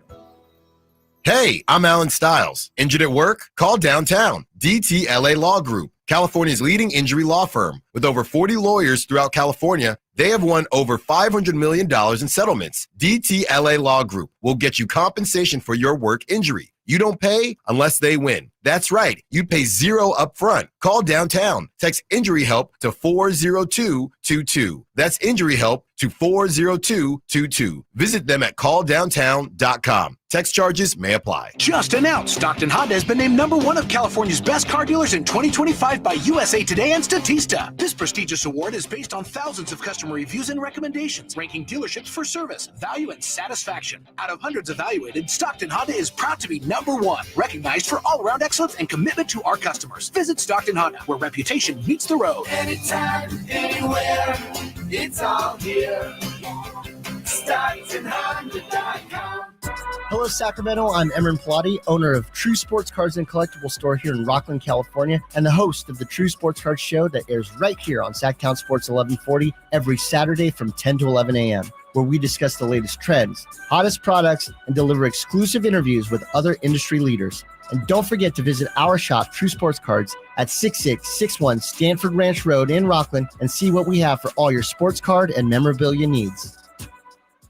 For over 90 years, Hagen Oaks has partnered with the biggest brands in golf to bring cutting-edge technology to your game. Our one-of-a-kind total game fitting offers a level of experience and precision that is unmatched. From driver to putter, footwear to golf balls, our TrackMan-powered performance studios, 3D footwear scanner, and Ping's Ballnamic ball fitting kiosk ensure every piece of your gear is tailored to your swing. Trust the experts at the Hagen Oaks Golf Super Shop. Total game fitting starts here. What's happening? We're talking to Chad Hoblet of Hoblet Dodge, Chrysler, Jeep, Ram, and Woodland. Chrysler's Drive Into Fall sales event is here. What's going on for that? There's still time to explore all the fun California has to offer, and there's no better way to do it than saving up to $10,000 off MSRP on the brand new 2025 Jeep Wrangler. Auto Trader called it the 2025 best vehicle for adventure for the third consecutive year. I guess the question is, why are you waiting? Your next adventure awaits with your new Jeep Wrangler Rubicon at Hoblet. Well, it's nice to have a way to break free from the routine. Yes, it is, and Hoblet is the place to do it. As a fifth-generation dealer with dozens of customer service awards, you'll experience the difference. When you shop at Hoblet, you become part of the family, and we take care of family. Hoblet is home of the big city savings and selection, but with the small town service you can't get at those other places. Search, select, and save through their whole inventory at HobletDodge.com. Nobody beats Hoblet, period. 10,000 total net savings on select new 2025 Jeep Wrangler Rubicon X after 2,500 factory rebates and 7,500 dealer discount. 3% net savings. Sample VIN 622117. See dealer for details.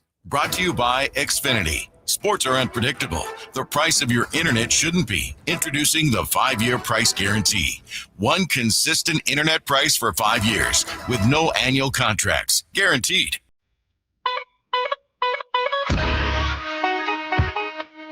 Live and local, 6 a.m. to 6 p.m. Monday through Friday. Sacktown Sports.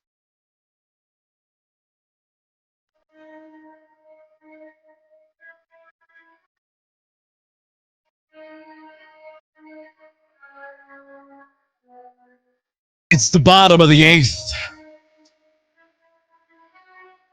And the New York Mets are leading the San Diego Padres 6-1. That is unfortunate. For everyone. I mean, Giants fans are unhappy with this. Padres fans are unhappy with this. If there's any Diamondbacks fans out there, they're not happy. The Red Sox trailing the Athletics 5-2, heading to the bottom of the 8th inning. So if this result holds here, the Mets will gain a half a game over the Diamondbacks until they play their game. Diamondbacks are off today. Okay, so then there will be a full 2 games up on the Diamondbacks if the Mets win, and only 4 games back of the Padres if the Mets win right now. And so we shall see. Well, the other interesting thing, I don't know what it is for the Diamondbacks, but I know baseball doesn't do game 163s anymore. It's tiebreakers. And the Giants lose the tiebreaker to the Mets. So the Giants, I think, would be 3 back, but it's technically like 4 back at this point. And the first tiebreaker is in division, right? I would have to look it up to know for sure. I remember going over this years ago over what the tiebreaker in Major League Baseball was. It's either going to be league games like National or American League, or it's going to be what your record is in division if that's who you are tied with. So head-to-head record is the first tiebreaker, then intra-division. Intra-division, okay. So Yeah, there's a lot still left out there, and still there's still a lot of season left. Still over a week of season left still in Major League Baseball. So going to be interesting to see how that all gets wrapped up and done. So, well, not helpful at all. The Mets and Diamondbacks split their season series. So who knows who's going to win that tiebreaker. And to finalize that discussion about Kawhi Leonard, the last little bit here is that new reporting now includes text screenshots of conversations between Aspiration employees, Uncle Dennis, and others. Yeah, but the big one is these carbon credits, which, again, don't need to bore people with what it means. It was all money laundering anyways, but yeah, Mark Cuban said, well, if they wanted to do this, they would have just done it with the carbon credits, and then they literally did it with the carbon credits. Like the day Kawhi signed his contract, they sent $32 million in carbon credits to this company for a $28 million deal. You got to move the franchise. The whole team got to leave the city of Los Angeles. Everybody got abandoned. What's that arena called? Intuit. The Intuit Dome. Intuit Dome. I mean, Dave proposed a weird idea this morning, which is like, so the All-Star game is at the Intuit Dome this year. Yeah. And so his punishment was you move the All-Star game to crypto. To crypto or whatever it's called now. Soon to be Chapter 11 bankruptcy arena in Los Angeles. Just get rid of the All-Star game, delete the picks, delete the money. I think the max fine they can do is like $7.5 million. So max fine, which means nothing to Ballmer, and then get rid of the picks and move the All-Star game, which is not going to happen. This is an insane amount of evidence that are being put forward, and obviously, we're looking at it in our vantage point, but this is bigger than I feel the NBA is letting it become. Yeah, I mean, the story just keeps going on and on as Pablo uncovers new information, right? And at first, the NBA was like, oh, well, we can claim plausible deniability. And then the second story came out last week, and it was like, it seems a little less likely. And now it's like, oh, you really, really were sloppy with some of this stuff and the ways that they were maneuvering money through Aspiration, which... hey, just be better at covering up your I shouldn't say crimes. You're breaking the rules because it's not actual crimes. This is just breaking NBA rules in order to do it. It's all NBA legalities. Yes. It's not it's the structure of what the NBA makes these franchises follow and the rules within the NBA. It's all of that. So it's just some interesting stuff, and it's going to continue to seemingly get bigger and bigger and bigger. So in college football, they are proposing to add a single transfer window. So currently the transfer window is in December and March, right? Yeah, well, the normal transfer portal. What we've seen normally is December and March. I just had a quick little wait. Yeah, that's what they normally do, and then the window opens if your coach gets fired and other things like that. Yes, and so the proposal is to have one window in January, and that one window in January would serve as the window for everybody. January hits, we move. I get it. But we're talking about a transfer window that will be open during the men's basketball season. Literally, when conference basketball games begin, that is when this transfer window would open. For college, you're saying college hoops. To take away from the college football. Well, because the news cycle. What we're looking at here in January, what we're looking at, if they open the transfer window in January, what we're looking at is obviously we potentially will avoid all of the teams that drop out of the bowl games, right? And all of the players that end up getting into the portal and don't play bowl games. Which they probably won't play bowl games anyway. But it's the bowl games it's not what it used to be. Aside from that, what I'm saying is you're going to be opening this transfer window during regular seasons of men's and women's basketball. You are opening it right before the baseball and softball seasons kick off. You're doing so before college championship games. It's just interesting that in January, you potentially now have the opportunity of a player who's not getting the minutes. Again, crazy scenario. Hasn't happened, but that it doesn't mean it won't. And that is the player that goes to the coach and says, I'm not playing enough, coach. I want to play more minutes. I'm a little confused because this is strictly football. This is strictly football. Yes. Okay. That is where I was getting a little worked up on. This is a football only. Yeah. The portals in other sports are in different places. But basically, so the college football, remember Nico last year for Tennessee? Is it Iamaliva, I think is how you pronounce it? Now, I got lost in my own little notes. No worries. Okay. So for everyone, let me correct myself.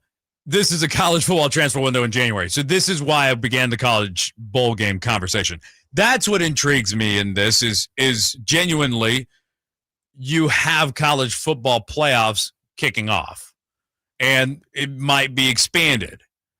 And so now it's tricky, but this seems like the best window for college football. Yes, I guess, and we can maybe talk about it on the other side too, but the other objection is like they're just unilaterally doing this without player input either. So I think that it's probably better for the sport itself to not have the transfer window before the bowl games, but players also don't have a say in what they think would be the best transfer window necessarily. No, this is one of those let's get it done and let's get it handled, but the college football currently last year's window went from December 9th to December 28th. The spring portal was in April 16th through the 25th last year. So essentially it's just avoiding, hey, if you played this season, you get to transfer early to get to the school you need to get to so that you can have spring ball and do all the other things as on the other side. Take a break. We'll be back. Hour number 4 next. You're listening to the Allen Stiles Show, Sacktown Sports 1140. This is the story of the one. As a safety manager at a manufacturing plant, he does everything he can to keep his coworkers safe. From finding ways to reduce risks to keeping safety supplies in stock. And for that, he relies on Grainger. Grainger offers a broad range of quality products and next-day delivery, so he can always play it safe. Call 1-800-GRAINGER, click Grainger.com, or just stop by. Grainger, for the ones who get it done.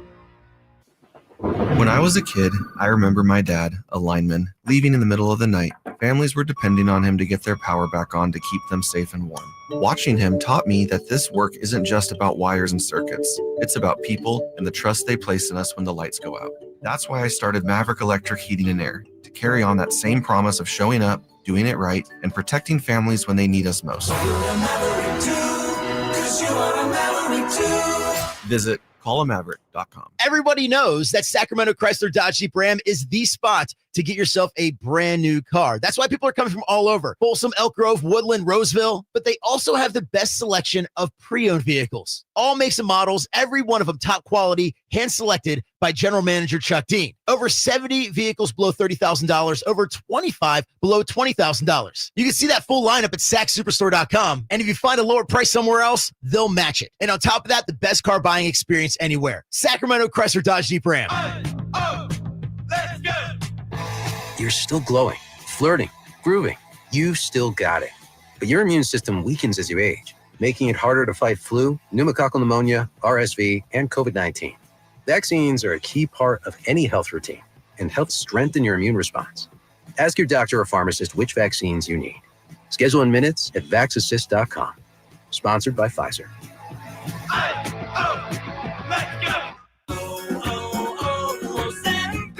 Hi, I'm Michael from the War and Treaty. You know the jingle. Now discover the facts about Ozempic, a GLP-1. Only Novo Nordisk makes FDA-approved Ozempic. Learn about the real thing. Talk to your healthcare professional today. Call 1-833-OZEMPIC or visit Ozempic.com to view the medication guide and to learn more about Ozempic. Semaglutide injection 0.5 milligram, 1 milligram, and 2 milligrams.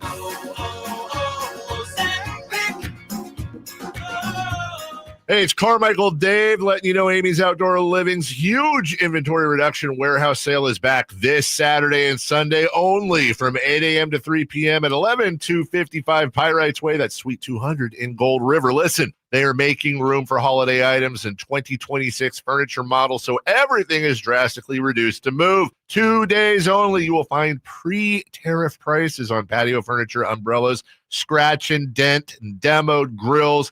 Plus, Traeger flat-top grills are priced to fly out the door. Uni pizza ovens, one of this year's hottest models, must go because they need the room. It's a sale you just can't miss, and it's just 2 days only, so bring your truck. Amy's Outdoor Living Inventory Reduction Warehouse Sale this Saturday, this Sunday only from 8 a.m. to 3 p.m. at 11255 Pyrites Way, Suite 200 in Gold River. Tell them Carmichael Dave sent you. Paid non-attorney spokesperson. Paid for by Action Matters. Attention former and present inmates of women's prisons in California. If you are currently or were an inmate of Central California Women's Facility in Chowchilla, also known as Chowchilla Women's Facility, Valley State Prison for Women in Chowchilla, Institute for Women in Chino, or Folsom Women's Facility in Represa, and were a victim of sexual abuse, now is the time to come forward, as you may be entitled to substantial financial compensation. If you were an inmate at any of these prisons at any time and were subjected to sexual abuse from staff members, you may be entitled to substantial cash compensation. Call our California Women's Prison Helpline now at 800-408-1240. The deadline to file a claim may be close. Call now to get the justice, closure, and the financial settlement you deserve. Even if it was long ago, call our law firm's Women's Prison Sexual Abuse Helpline right now at 800-408-1240. 800-408-1240. 800-408. Hey, this is Jelly Roll. This National Recovery Month, start your recovery journey. Choose a proven addiction treatment option that's right for you at choosechangeca.org. Your local sports leader in the 916. KHD1 Sacramento, KYMX HD3 Sacramento. From the Power Business Technology Toshiba Studios, Sacktown Sports 1140.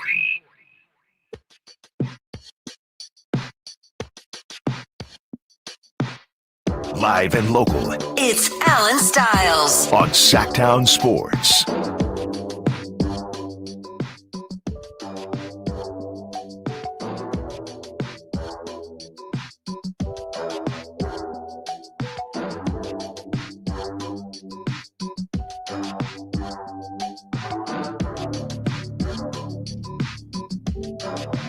Allen Stiles Show, 10A to 2P. We are almost there to 2P. Then we hand it off to the drive guys, who then will hand it off to the prime time game tonight. The Bills. Game everyone's been looking forward to. Yeah. Bills, Josh Allen. Best offense in the NFL right now? Yeah. Must see. Let's listen. Who are they playing? Doesn't matter. Some team from South Beach or something like that. The Miami Dolphins and the Bills go toe-to-toe tonight. 4:30, I believe, pregame, and 5:15 is kick tonight between the Bills and the Dolphins. So make sure you keep it right here. Again, a little bit of housekeeping. The 49ers play this weekend, and they will be taking on the Arizona Cardinals. Make sure to keep it right here. Tune in right here, because that day you'll get Arizona Cardinals taking on the 49ers, and then that will go right into Sunday Night Football this weekend. Oh, barn burner of a matchup on Sunday Night Football this week. Just trying to remember what it was. It's the best matchup of the day. Oh, yes. I know it's my favorite team. You get, again, same thing we just said. You get Patrick Mahomes. You get Travis Kelce. They've won 3 straight AFC championships. I mean, it's going to be a great game. Yeah, the Chiefs, Giants, MetLife Stadium. That's right. They have to play Russell Wilson. Yeah, the great Russell Wilson. On the Giants.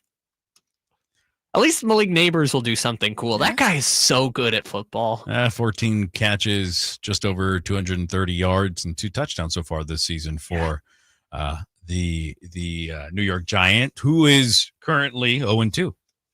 Yeah, but Giants are used to that.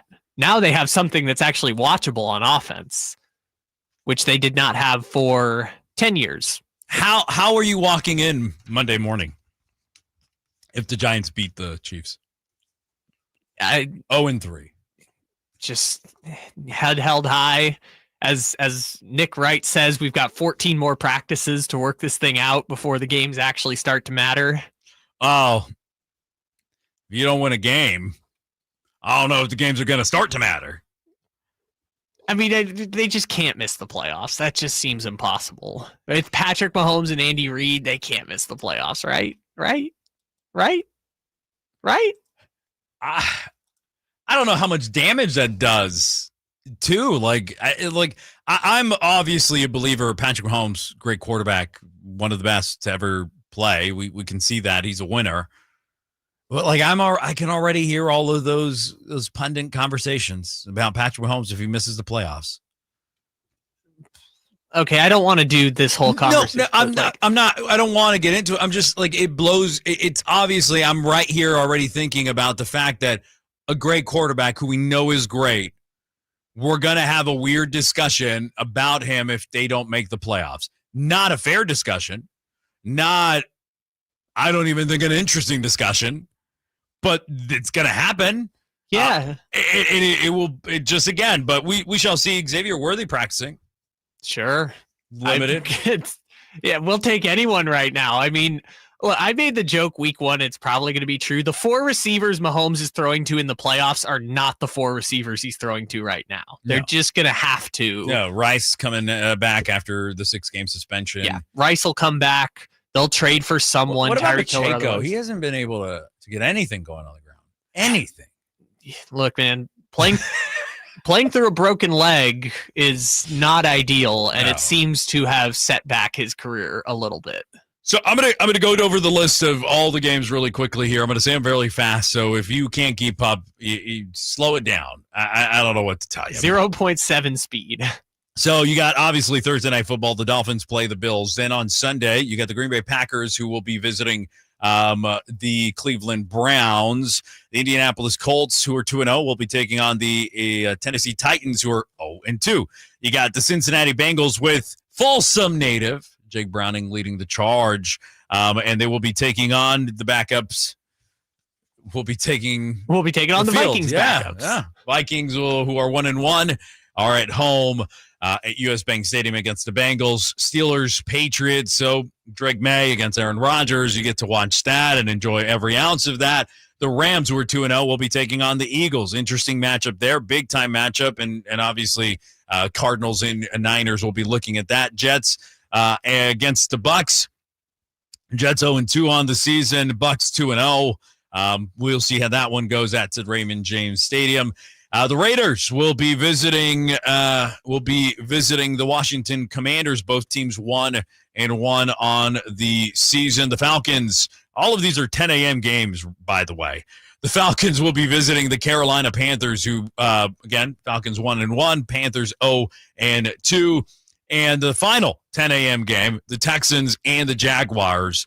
That obviously in Jacksonville, Florida, but a lot of 10 a.m. games this week. Yeah, if you're trying to filter through all of that, just get rid of all the AFC and NFC South matchups. Just those ones are going to be whatever. And then Steelers and Patriots might be a good game. There's just no way it's not going to end 17-13. I don't know who's going to win, but it's going to be 17-13. Yeah, and obviously we talk about the Rams-Eagles game is going to be interesting. Surprised that's a 10 o'clock game too. You would think that would be the game of the week or however they like to pan it. But yeah, so we'll get through the 1 o'clock games here quickly because, well, there's only 4 of them. And that is the Broncos take on the Chargers. Interesting game there. Chargers, I think, have a chance to show something to everybody that they might be really, really for real. The Saints will take on the Seahawks. The Cowboys will take on the Bears. And the Cardinals and 49ers. Sunday Night Football, the Kansas City Chiefs take on the New York Giants. And Monday Night Football, just a good matchup. The Detroit Lions taking on the Baltimore Ravens. That is a really good matchup. Dang. On Monday Night Football in Baltimore. I'm ready for that. So you'll be able to listen to that Lions-Ravens game, Monday Night Football right here on Sacktown Sports. Also that Sunday night game, Chiefs-Giants, and obviously tonight, the Dolphins and the Bills. So always keep it right here for primetime NFL games. What is the biggest matchup this weekend? Am I going to sit here and have to argue that it isn't the Eagles and the Rams, who are both 2-0 and in the NFC?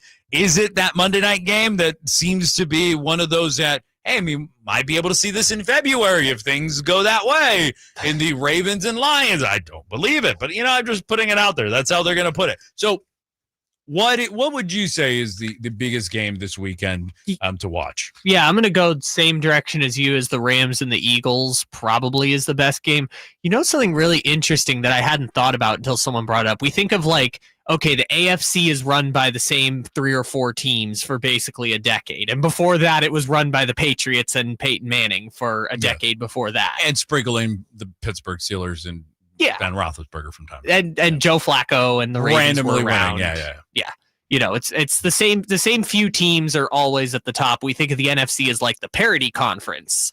But 7 of the last 8 NFC champions have been either the 49ers, Eagles, or the Rams. Mm-hmm. So those have kind of, quiet as it's kept, been the 3 teams that have ran that conference for many, many years now. And we don't think of the Rams in that same way as we think of the 49ers and Eagles. Obviously, they've won a Super Bowl in that stretch. The 49ers haven't. But the Rams have been consistently right there at the top of the conference. And this historically would be a matchup that determines supremacy in the NFC. So yes, I think Rams-Eagles is the matchup of the week, although I don't really know what to do with the Rams because I think the Eagles are like 4.5-point favorites or something like that. Yeah, the Eagles are 3.5 point favorites now. Gotcha. So it's moving in favor of the Rams. Yeah, on this 10 a.m. game. Stafford, obviously, it's looking. What interests me about the Los Angeles Rams in this is obviously Puka Nacua has been phenomenal for them. He's been exactly that guy they thought he was going to be when moving on and being able to move on from a guy like Cooper Kupp. But Devontae Adams, right? 10 receptions so far on the season, 21 targets, and they have 2 really good receivers in Los Angeles. They have a pretty decent running back in Kyron Williams. The Rams aren't a bad team, and yet I don't think we've talked about them at all. Yeah. Really. But it's so strange because I don't know how good that defense is going to be for the Rams. But I don't know if it necessarily matters. I mean, they should be a playoff team no matter what in the NFC. Considering I think there's only like 4 teams we really.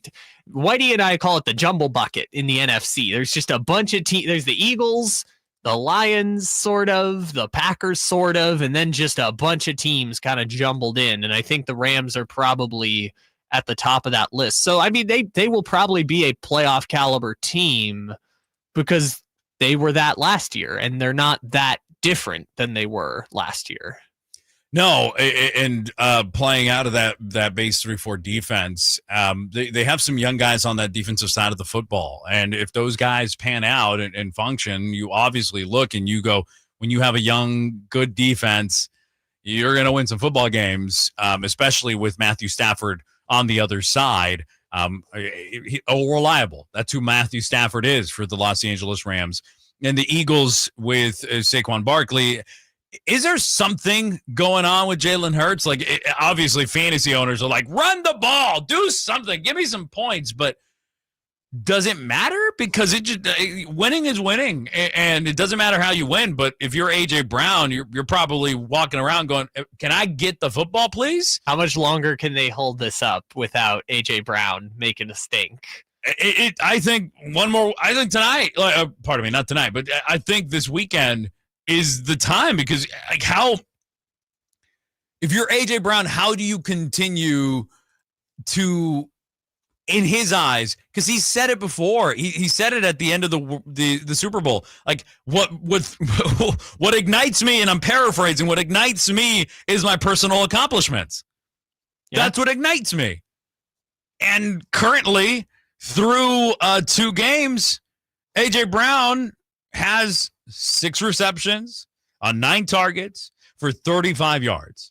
Yeah, I mean, the Eagles' offense, it has explosive plays in it, but they just haven't needed that so far. And it's almost like they're playing a different game than everyone else at this point. It's so fascinating to see how they have, again, just talent across the board, and credit to their general managers and scouting staff for being able to pull that off. But it's so interesting how they're choosing to use this collection of talent that, again, not everyone's going to get the ball. I saw Kyler Murray was kind of quoted this week, like some weeks Marv's going to get 10, some weeks Marvin Harrison's going to get 3.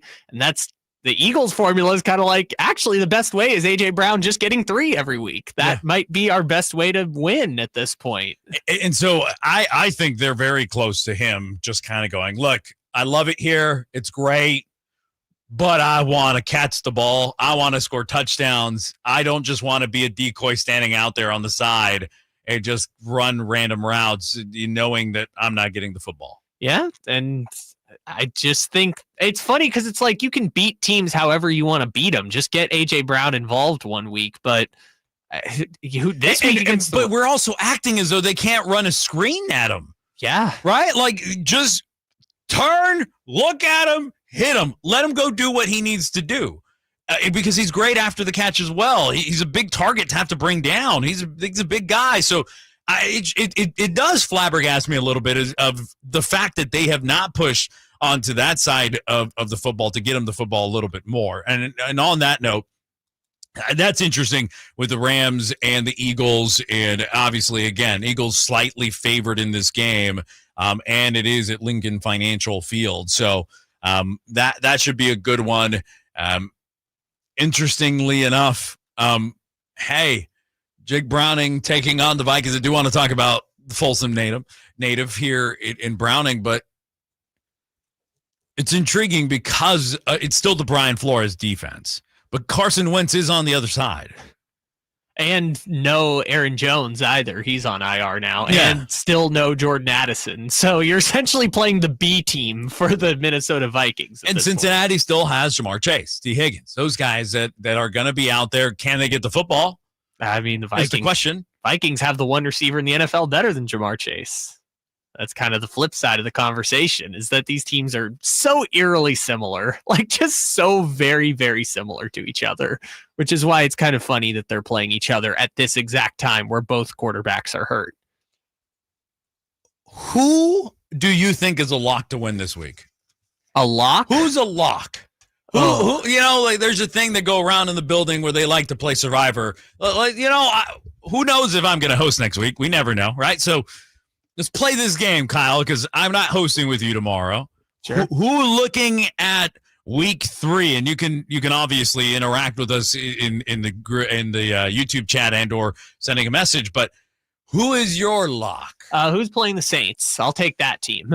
Yeah, the Seahawks. Seahawks, sure. I'll take that.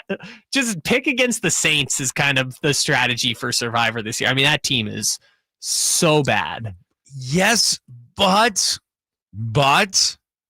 they were in that game against the Cardinals late, as you mentioned last time, right? You have to get a Rattler to get an 80-yard drive. Both weeks, they need a Rattler to go the length of the field. But you only lose 26-21 to the Niners. You only lose, and I say only, 20-13. Now, those two games were at home for the New Orleans Saints, but they're not getting blown out. They're competitive. So that is your lock. That I will take the Seahawks against the Saints. I don't even think the Seahawks are that good either. I mean, their offense has so many questions. I still don't understand why Kenneth Walker is not better than he is. Maybe it's just an offensive line thing. I don't know, but I'm just going to take the Saints to lose basically every game except 2. If you gave me 1.5 as the line of Saints wins this year, I might go with the under. Like, so the line on that 7.5 points for the Seahawks. Yeah, I mean, again, Saints are just really bad. Someone in the text chat says the Packers over the Browns. That is a good pick. A lock. Yeah, that's pretty as safe as you're gonna get. Is picking. No trust in Joe Flacco? No, not really. In big game, Joe Flacco. Joe Flacco is going to get benched at some point. I don't know when it's going to happen, but it's going to happen.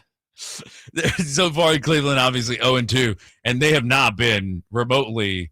I mean, they kind of had a chance to win. I was going to say, they had a chance to beat the Bengals 17-16, but they weren't remotely close last week. The Ravens absolutely thumped them 41-17 in that one in that matchup. But yeah, they stink too. They are pretty bad. So I think that's probably a good shout.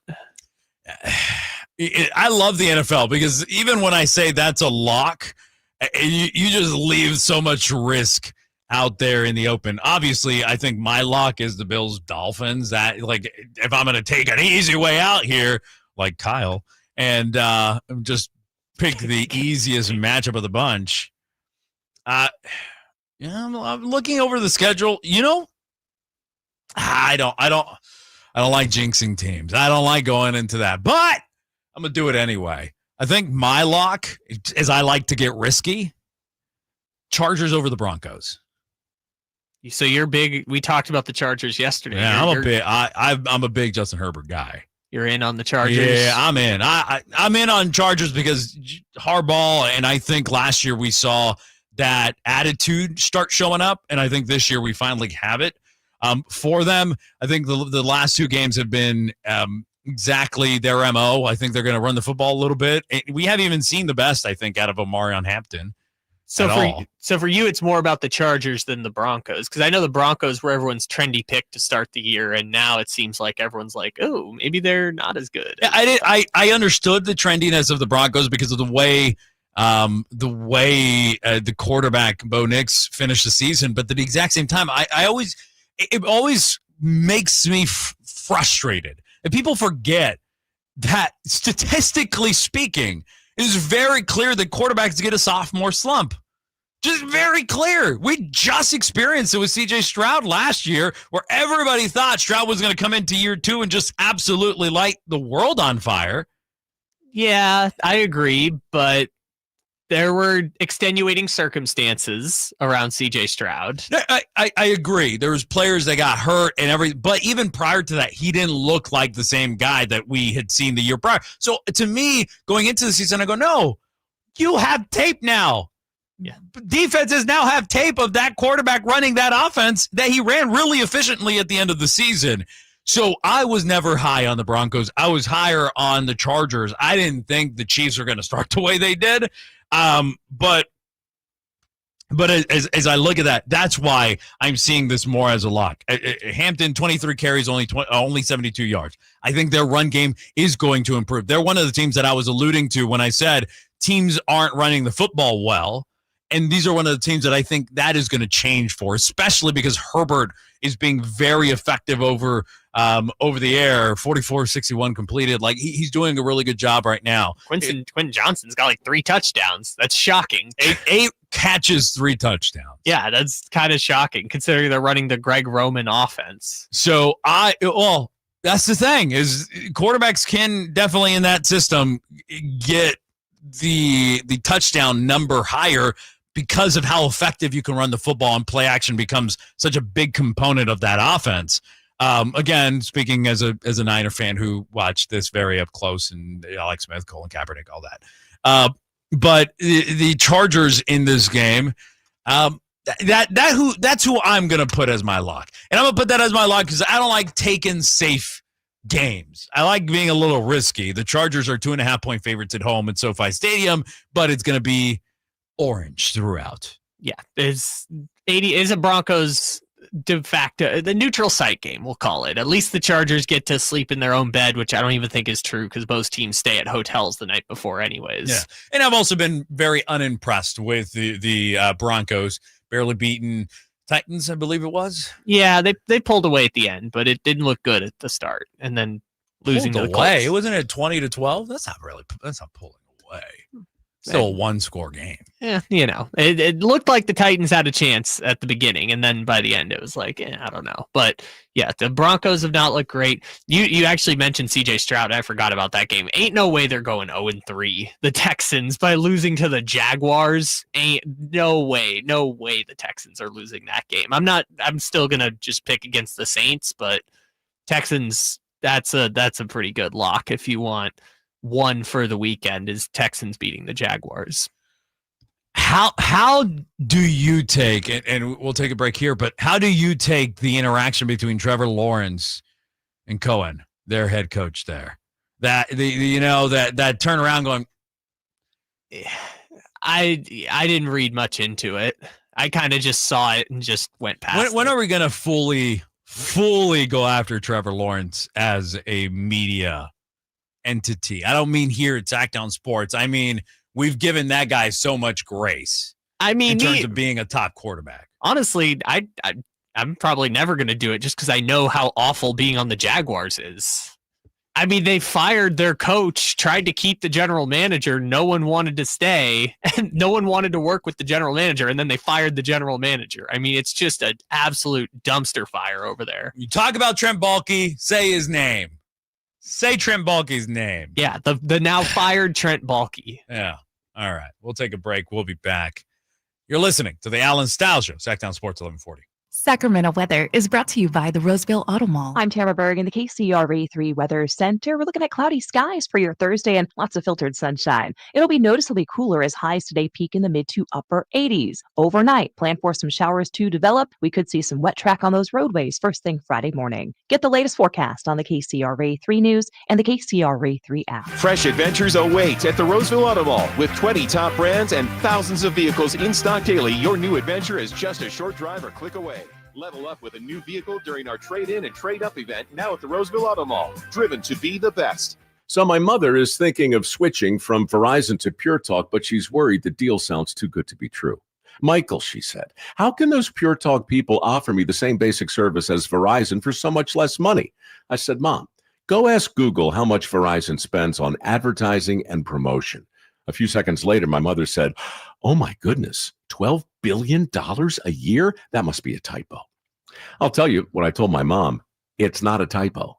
Verizon spends $12 billion a year on advertising and promotion, and their customers are paying for it.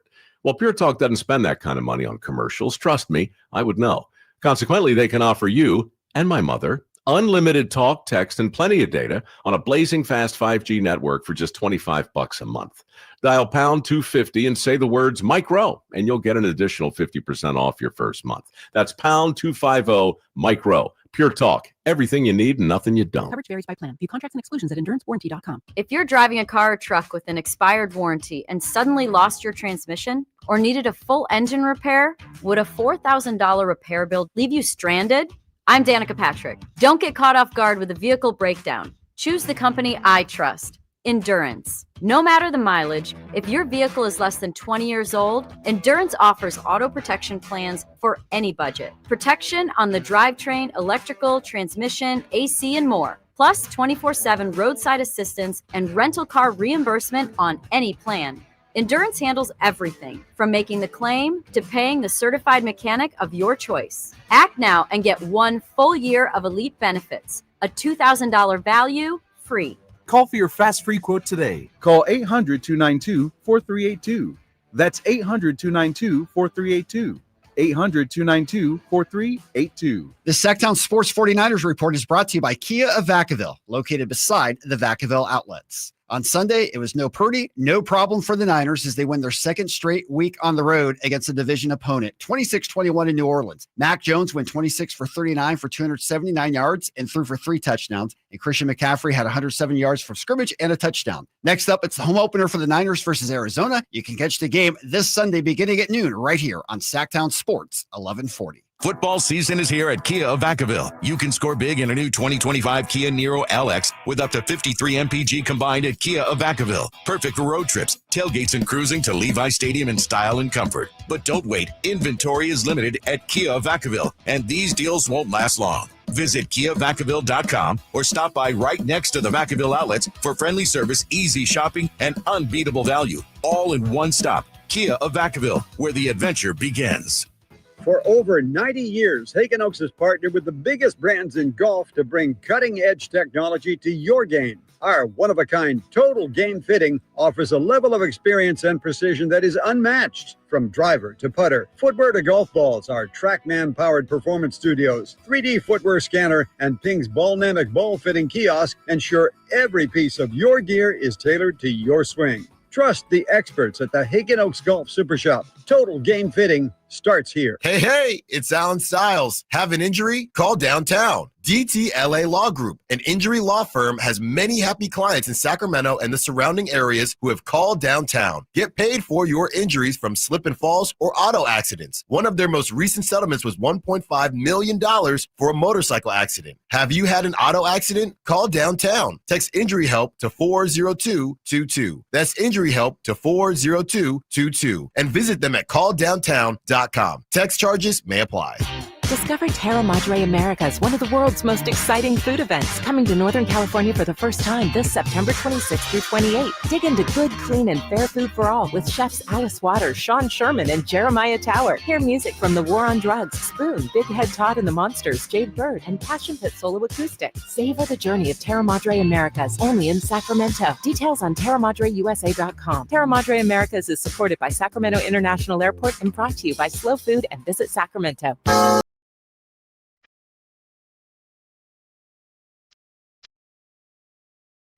Your flagship station for the Bean Team, Sacktown Sports. Where have you been, Kyle? Just hanging out. Just got 30 more minutes to go. We're Came having back some to fun. let you know. What was that? I'm just singing lyrics from the song. Oh, okay. I only know that beginning part. I'm not. Got a thing for you, and I can't let go. Okay. This is a nice rhythm song. I'm going to another rabbit hole that I would like to go down. Great instrumental. The Arizona Cardinals, the San Francisco 49ers. Let's talk about the Raiders game as well. I don't want Raider fans to think, man, this is another guy that hates talking about it. No. Let's talk to the Raiders. They'll be taking on the Commanders, and the Commanders go into this game as 3.5-point favorites.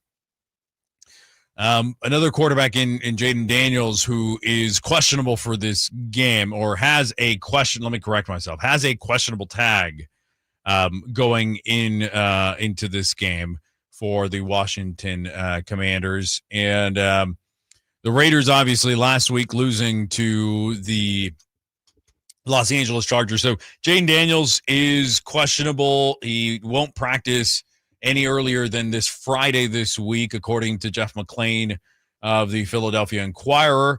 So Jaden Daniels potentially at risk of not playing this weekend.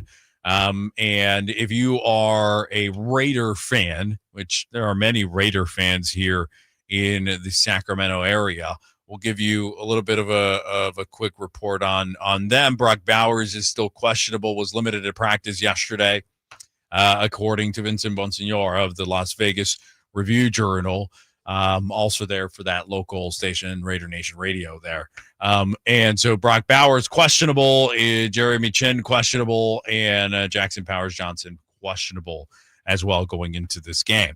If you're a Raider fan, the 1-1 tag at the beginning of the season, do you view that as a positive going into this game? I don't think we've seen the best of what Genty can be. I think that the only way the Raiders can be successful this year is if Ashton begins to carry the ball well for the Las Vegas Raiders. I just don't see them winning games if they can't establish the run, because I just can't trust putting the game in Geno Smith's hands. Yeah, it's not looking great so far for the old Raiders. 20 points against the Patriots, who the Dolphins put up like 28 against that Patriots defense. So if the Dolphins offense, again, small sample size, but Dolphins offense is just as prolific, that's not a great sign. 9 points. Geno had a rough game in a dome. We talked about that with Chris Watkins. Yeah, 3 interceptions. 3 interceptions against the Chargers. Yeah, 3 interceptions. Geno in a dome, which Allen had been so excited for Geno in a dome.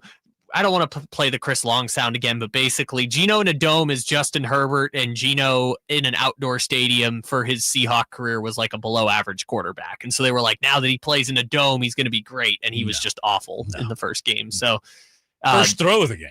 Yeah, first throw of the game. Genty's had a real tough time. They're also not playing Genty as much as I thought they would. Like I've seen a lot of Zamir White and the other white running back catching a lot of passes out of the backfield. We know the defense is pretty poor for the Raiders. Yeah, Genty's carried the ball 30 times for 81 yards. He's averaging 2.7 yards a carry. Yeah, it's pretty rough. And look, they're going to give him every opportunity to succeed in that offense. Thornton, Beck, Tucker, all those young guys, none of them have really emerged. Jacoby Myers still has an open trade request pending at this point.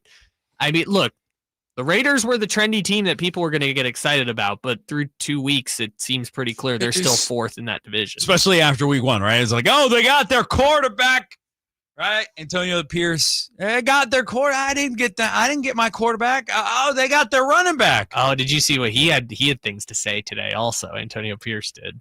He's been very vocal. Weighing in on the Tom Brady controversy. You know, I understand what they're saying. I completely get it. But like as Ben Johnson said and just kind of came out and was just like, well, I'm not going to give him trade secrets. Like I'm not going to say, Caleb's in trouble if you put this look out there and we won't be able to play out of that.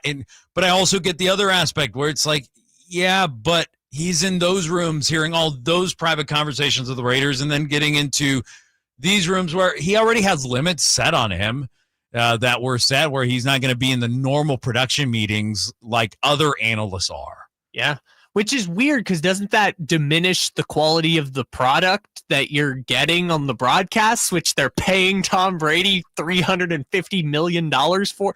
It's all very strange, but because it's Tom Brady, we're just going to let him do whatever he wants because he's almost just as famous as the NFL. We got a question. Someone wrote in and asked what we think about Trevor Lawrence's trade value if he were to be traded from the Jacksonville Jaguars in comparison to a Matthew Stafford. Yeah, I mean, a trade. Because Matthew Stafford went for a first. And, I mean, it was 2 firsts, but they also had to take on Goff's contract, which at the time was like, oh, my God, you're taking on Jared Goff's contract, which now ends up being a good deal for the Detroit Lions. Well, it took them a while, but eventually it worked out. It worked out, but because I don't when Matthew Stafford was traded, like I don't feel the same sentiment that I shared about Matthew Stafford. Like the sentiment that I shared about Matthew Stafford when the trade conversations were coming up was he has been great. His teams have been horrendous. And I, in Jacksonville, go, he has been good at times, sparingly has demonstrated what he can be, and team has been terrible. So I'm not viewing it the same. I'm not saying that Trevor Lawrence has been bad. I'm saying he's been fine. He's been serviceable. He's been a good quarterback. But is he 2 first-round pick quarterback? No, probably not. The one difference, too, is Stafford got traded at 33 versus Trevor Lawrence is, 26 right now, I think. So you would have a lot more potential years ahead of him, but you'd also have to take on most of that contract, I would imagine. Again, that's why the trades are so hard to name exact value, right? Because it's like, if the Jaguars are going to pay some of the contract, they'll get a better pick. But if the team is taking on the entire contract, they'll get a worse draft pick. So I think that the Trevor Lawrence, I think he'll get a first-round pick for Trevor Lawrence at this point just because of the types of quarterbacks teams are spending first-round picks on. But if you're Jacksonville, your best bet is just to work this thing out with Trevor, no matter how many offensive coordinators you have to burn through. And no matter how many head coaches you have to burn through there. I mean, they gave him $200 million. They clearly believe he's going to be that guy for a decade. I don't believe he gets traded. I don't believe his trade value is there anyway. Again, he is going to at least get a first, at least. I'm like, with some other things added in there. It depends on what the trade is, right? Because the Rams trade ended up being quarterback for quarterback with picks. Yeah. And a lot to do with the contract and why the picks had to be sent the way they had to be sent and why everything kind of shaped out the way it did. But it's also not like basketball where it's like you have to match salaries and you have to take all of the money. It's like, as long as it's within the cap. Yeah, the Jaguars could also say, we'll pay $60 million of Trevor Lawrence's contract and you give us an extra first-round pick. Like, these trades are just so difficult to conceptualize. But the easiest way I can answer the 209's question is, if he were made available, somebody would certainly trade for him. Very, very quickly. Very quickly, someone would trade for him. Oh, yeah. Yeah, it would. No hesitation. If you don't have a quarterback and or are swimming on that fence of should we tank or not, you're going to trade for him. If you are a quarterback away and you believe you're a quarterback away, you're going to trade for him. The Carolina Panthers might give up on Bryce Young right now to get Trevor Lawrence if they could. Chicago Cubs can give up on Caleb Williams. I don't know about that one. I don't know. People are speculating already. Should the Chicago Bears do the Carolina Panther, which is bench him and just go, hey man, you need a couple weeks. Need to get your mind right. You want to go watch Tyson Bagent play quarterback for them? I don't want to watch the Bears right now. Just to be clear, like, I had expectations of the Chicago Bears that are just, they've not been good. I don't want to watch the Bears ever. Wow. I'm not a Bears hater. I'm not either, but they've just, my entire life, been terrible to watch. I remember seeing them in a Super Bowl. I technically do also, but I was 5 years old. I remember that Super Bowl. They had that one good season in 2018, but it wasn't because their offense was fun. Yeah, it's always been defense first. And even their defense stinks. Miami Dolphins again take on the Bills tonight. That will be right here on your radio. 11.5 is the line. 2 touchdowns almost, right? It's a touchdown, a field goal, and a little bit of extra there. Maybe a safety for that one and that line. So we'll close out the show when we come back. Woo! All right. If Kevin's here, we'll do crosstalk with Whitey Gleason coming up next. We'll talk a little baseball, we'll talk a little bit of everything. Appreciate you for joining us. You are listening to the Allen Stiles Show, Sacktown Sports 1140. What's going on? We're talking to Chad Hoblet of Hoblet Dodge, Chrysler, Jeep, Ram, and Woodland. Chad, tell me what's going on for Chrysler's Drive into Fall sales event. I had to triple check this because it seems too good to be true. Right now, lease a new 2024 Dodge Hornet RT Plus plug-in for as low as $69 a month for 24 months and $19.95 due at signing. Wait, isn't that where you usually say taxes and fees are extra? Not today. You can drive a brand new Dodge Hornet for $69 a month and only $19.95 due at signing. That's it. No surprise fees, taxes, or license. Hence why I had to triple check to make sure this was legit, because it's the best deal I've seen all year. Better hurry in before they're gone. Search, select, and save through their whole inventory at HobletDodge.com. Unbeatable prices, unbeatable selection. Nobody beats Hoblet, period. Lease of $69 for 24 months with $19.95 due at signing after $6,500 SFS hybrid electric federal tax credit and $4,000 SFS lease cash. Must finance through Stellantis. 7,500 miles per year, 30 cents per mile over. 3 at this net savings. Simple FIN 822-311. See dealer for details. I'm tired of being broken. I'm sick. I do. Hey, this is Jelly Roll. This National Recovery Month, start your recovery journey. Choose a proven addiction treatment option that's right for you at ChooseChangeCA.org. I'm still going for it, even with higher stroke risk from atrial fibrillation, an irregular heartbeat not caused by a heart valve problem. Over a 3-year study, Eliquis apixaban tablets reduced stroke risk better than warfarin, and over 97% of Eliquis patients did not experience a stroke. A first stroke occurred in 2.9% of warfarin patients versus 2.3% of Eliquis patients. Don't stop prescription Eliquis without asking your doctor. Stroke risk may increase. Eliquis can cause serious and potentially fatal bleeding. Don't take if you have an artificial heart valve, abnormal bleeding, or antiphospholipid syndrome. While taking, you may bruise more easily or bleed longer. A spinal injection increases blood clot risk, which may cause paralysis. Get medical help right away for unexpected bleeding or bruising, or back pain, tingling, numbness, muscle weakness, or incontinence. Aspirin products, NSAIDs, SSRIs, SNRIs, and blood thinners increase bleeding risk. Tell your doctor about planned medical or dental procedures. Learn more at Eliquis.com or call 1-855-ELIQUIS. When shopping for a new car, what do you want? A great selection? A low monthly payment? More for your trade? At Northern California's best Honda dealer, Stockton Honda, you get it all. Model year end savings are going on now. Drive away in your favorite Honda. It's savings you just can't say no to. Come in today or go to StocktonHonda.com. Anytime, anywhere, it's all here. StocktonHonda.com. based on the results of the study recognized on June 18, 2025, USA Today's list of California's top car dealers 2025. This is the story of the one. As a maintenance supervisor at a manufacturing facility, he knows keeping the line up and running is a top priority. That's why he chooses Grainger. Because when a drive belt gets damaged, Grainger makes it easy to find the exact specs for the replacement product he needs. And next-day delivery helps ensure he'll have everything in place and running like clockwork. Call 1-800-GRAINGER, click Grainger.com, or just stop by.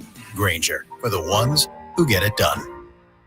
Hey, it's Carmichael Dave. I got to tell you, I am so excited to get this decking project started with Trex Decking and Railings. From the first time I stepped foot in the showroom last week, I was so impressed. So many color options, heat-resistant composite deck. What does that mean? That means I don't have to do any maintenance on it whatsoever. They even have a deck designer, so you can go online and see what your dream deck will look like on your house. Just visit Trex, that's Trex.com to get it started. Tell them Carmichael Dave sent you. Golf to Go is brought to you by the Hagen Oaks Golf Super Shop. Here's Frank LaRosa. You've probably heard the word, but do you know what a stimp meter is and how it works? Invented by Edward Stimpson in the 1930s, a stimp meter is a device used to measure the speed of putting surfaces.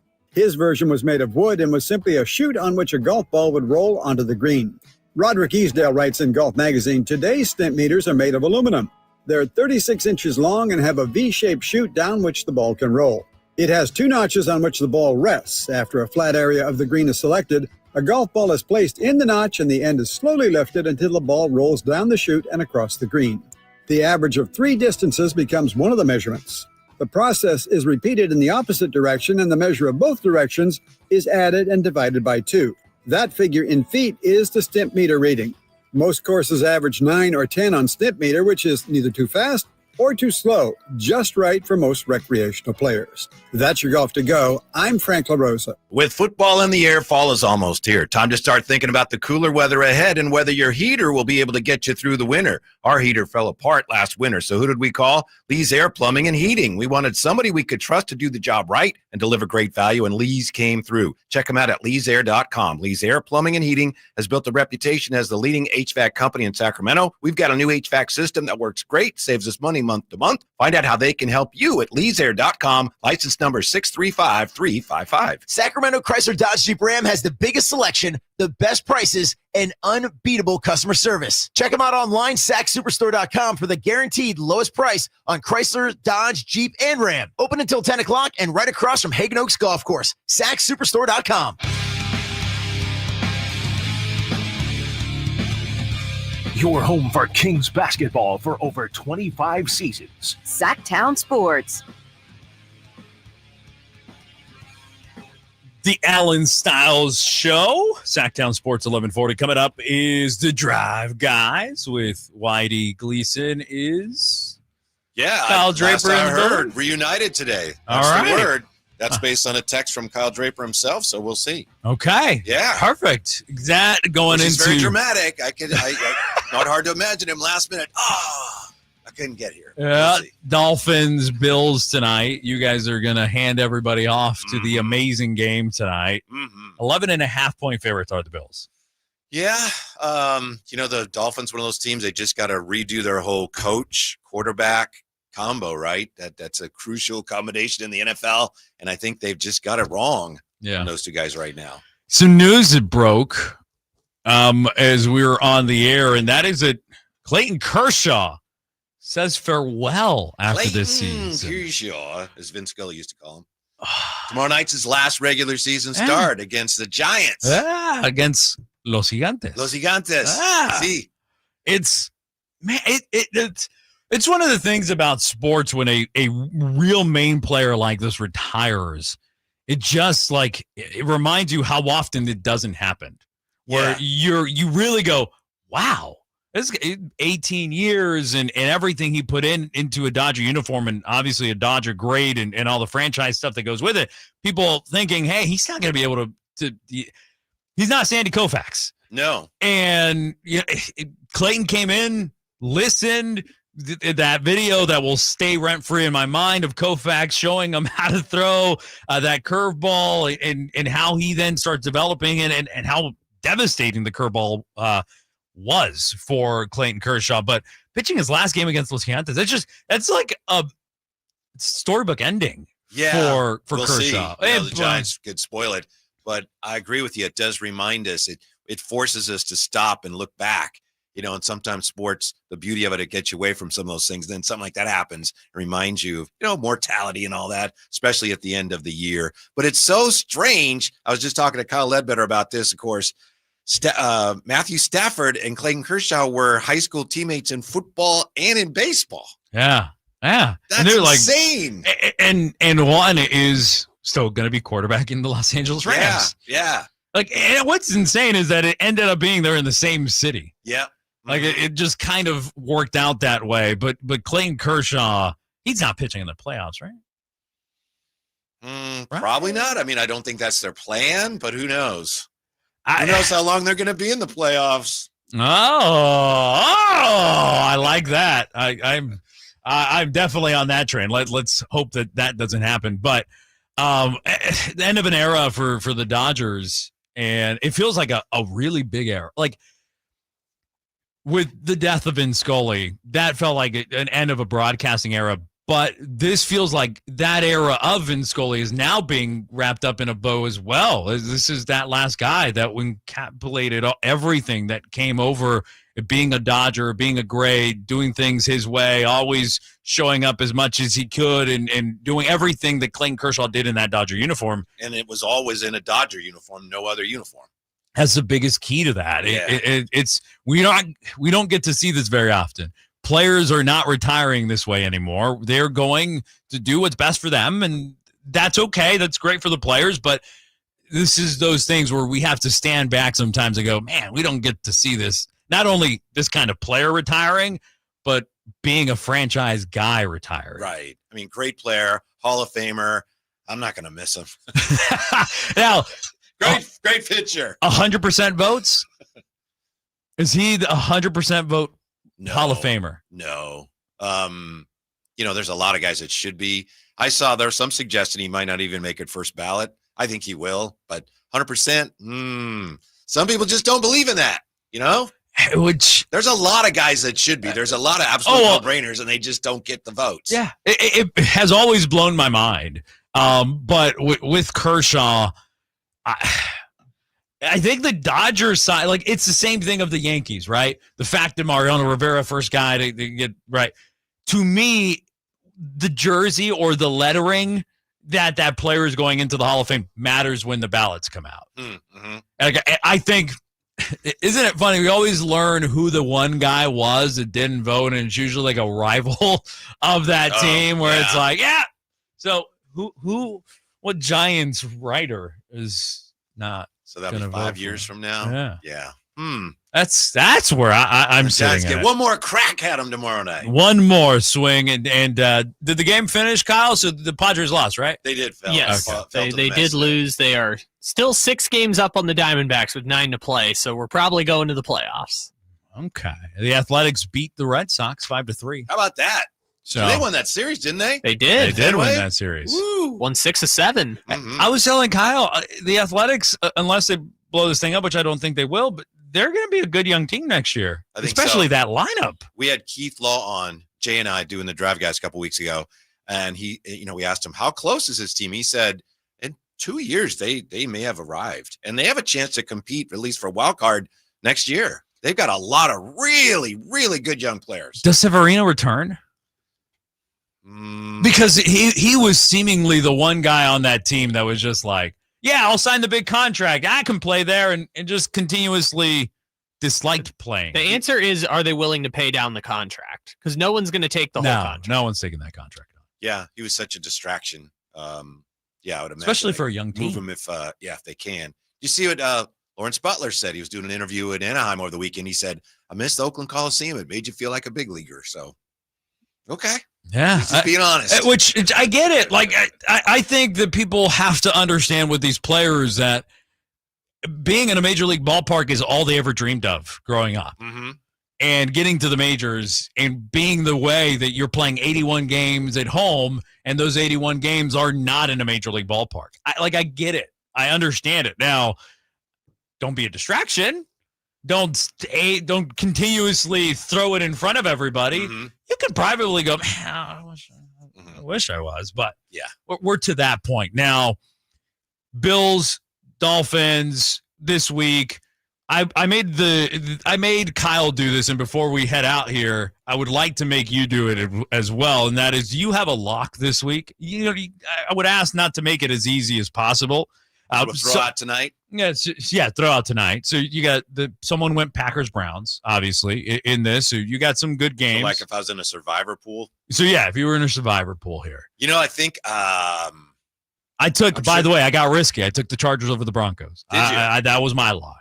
Yeah, this would be really risky, but for the sake of the discussion, I'll do it because we don't even know if Washington's quarterback is playing. But I would take Washington over the Raiders just for the simple fact the Raiders played Monday. Washington hasn't played since last Thursday. Yeah, all the prep in the world. Yeah, all the prep in the world. What's coming up for the Drive Guys? The return of, I forget his name, but you know that guy that does the King stuff. He's going to be back. Yeah. And we'll talk about the latest on, the Clippers and Kawhi Leonard.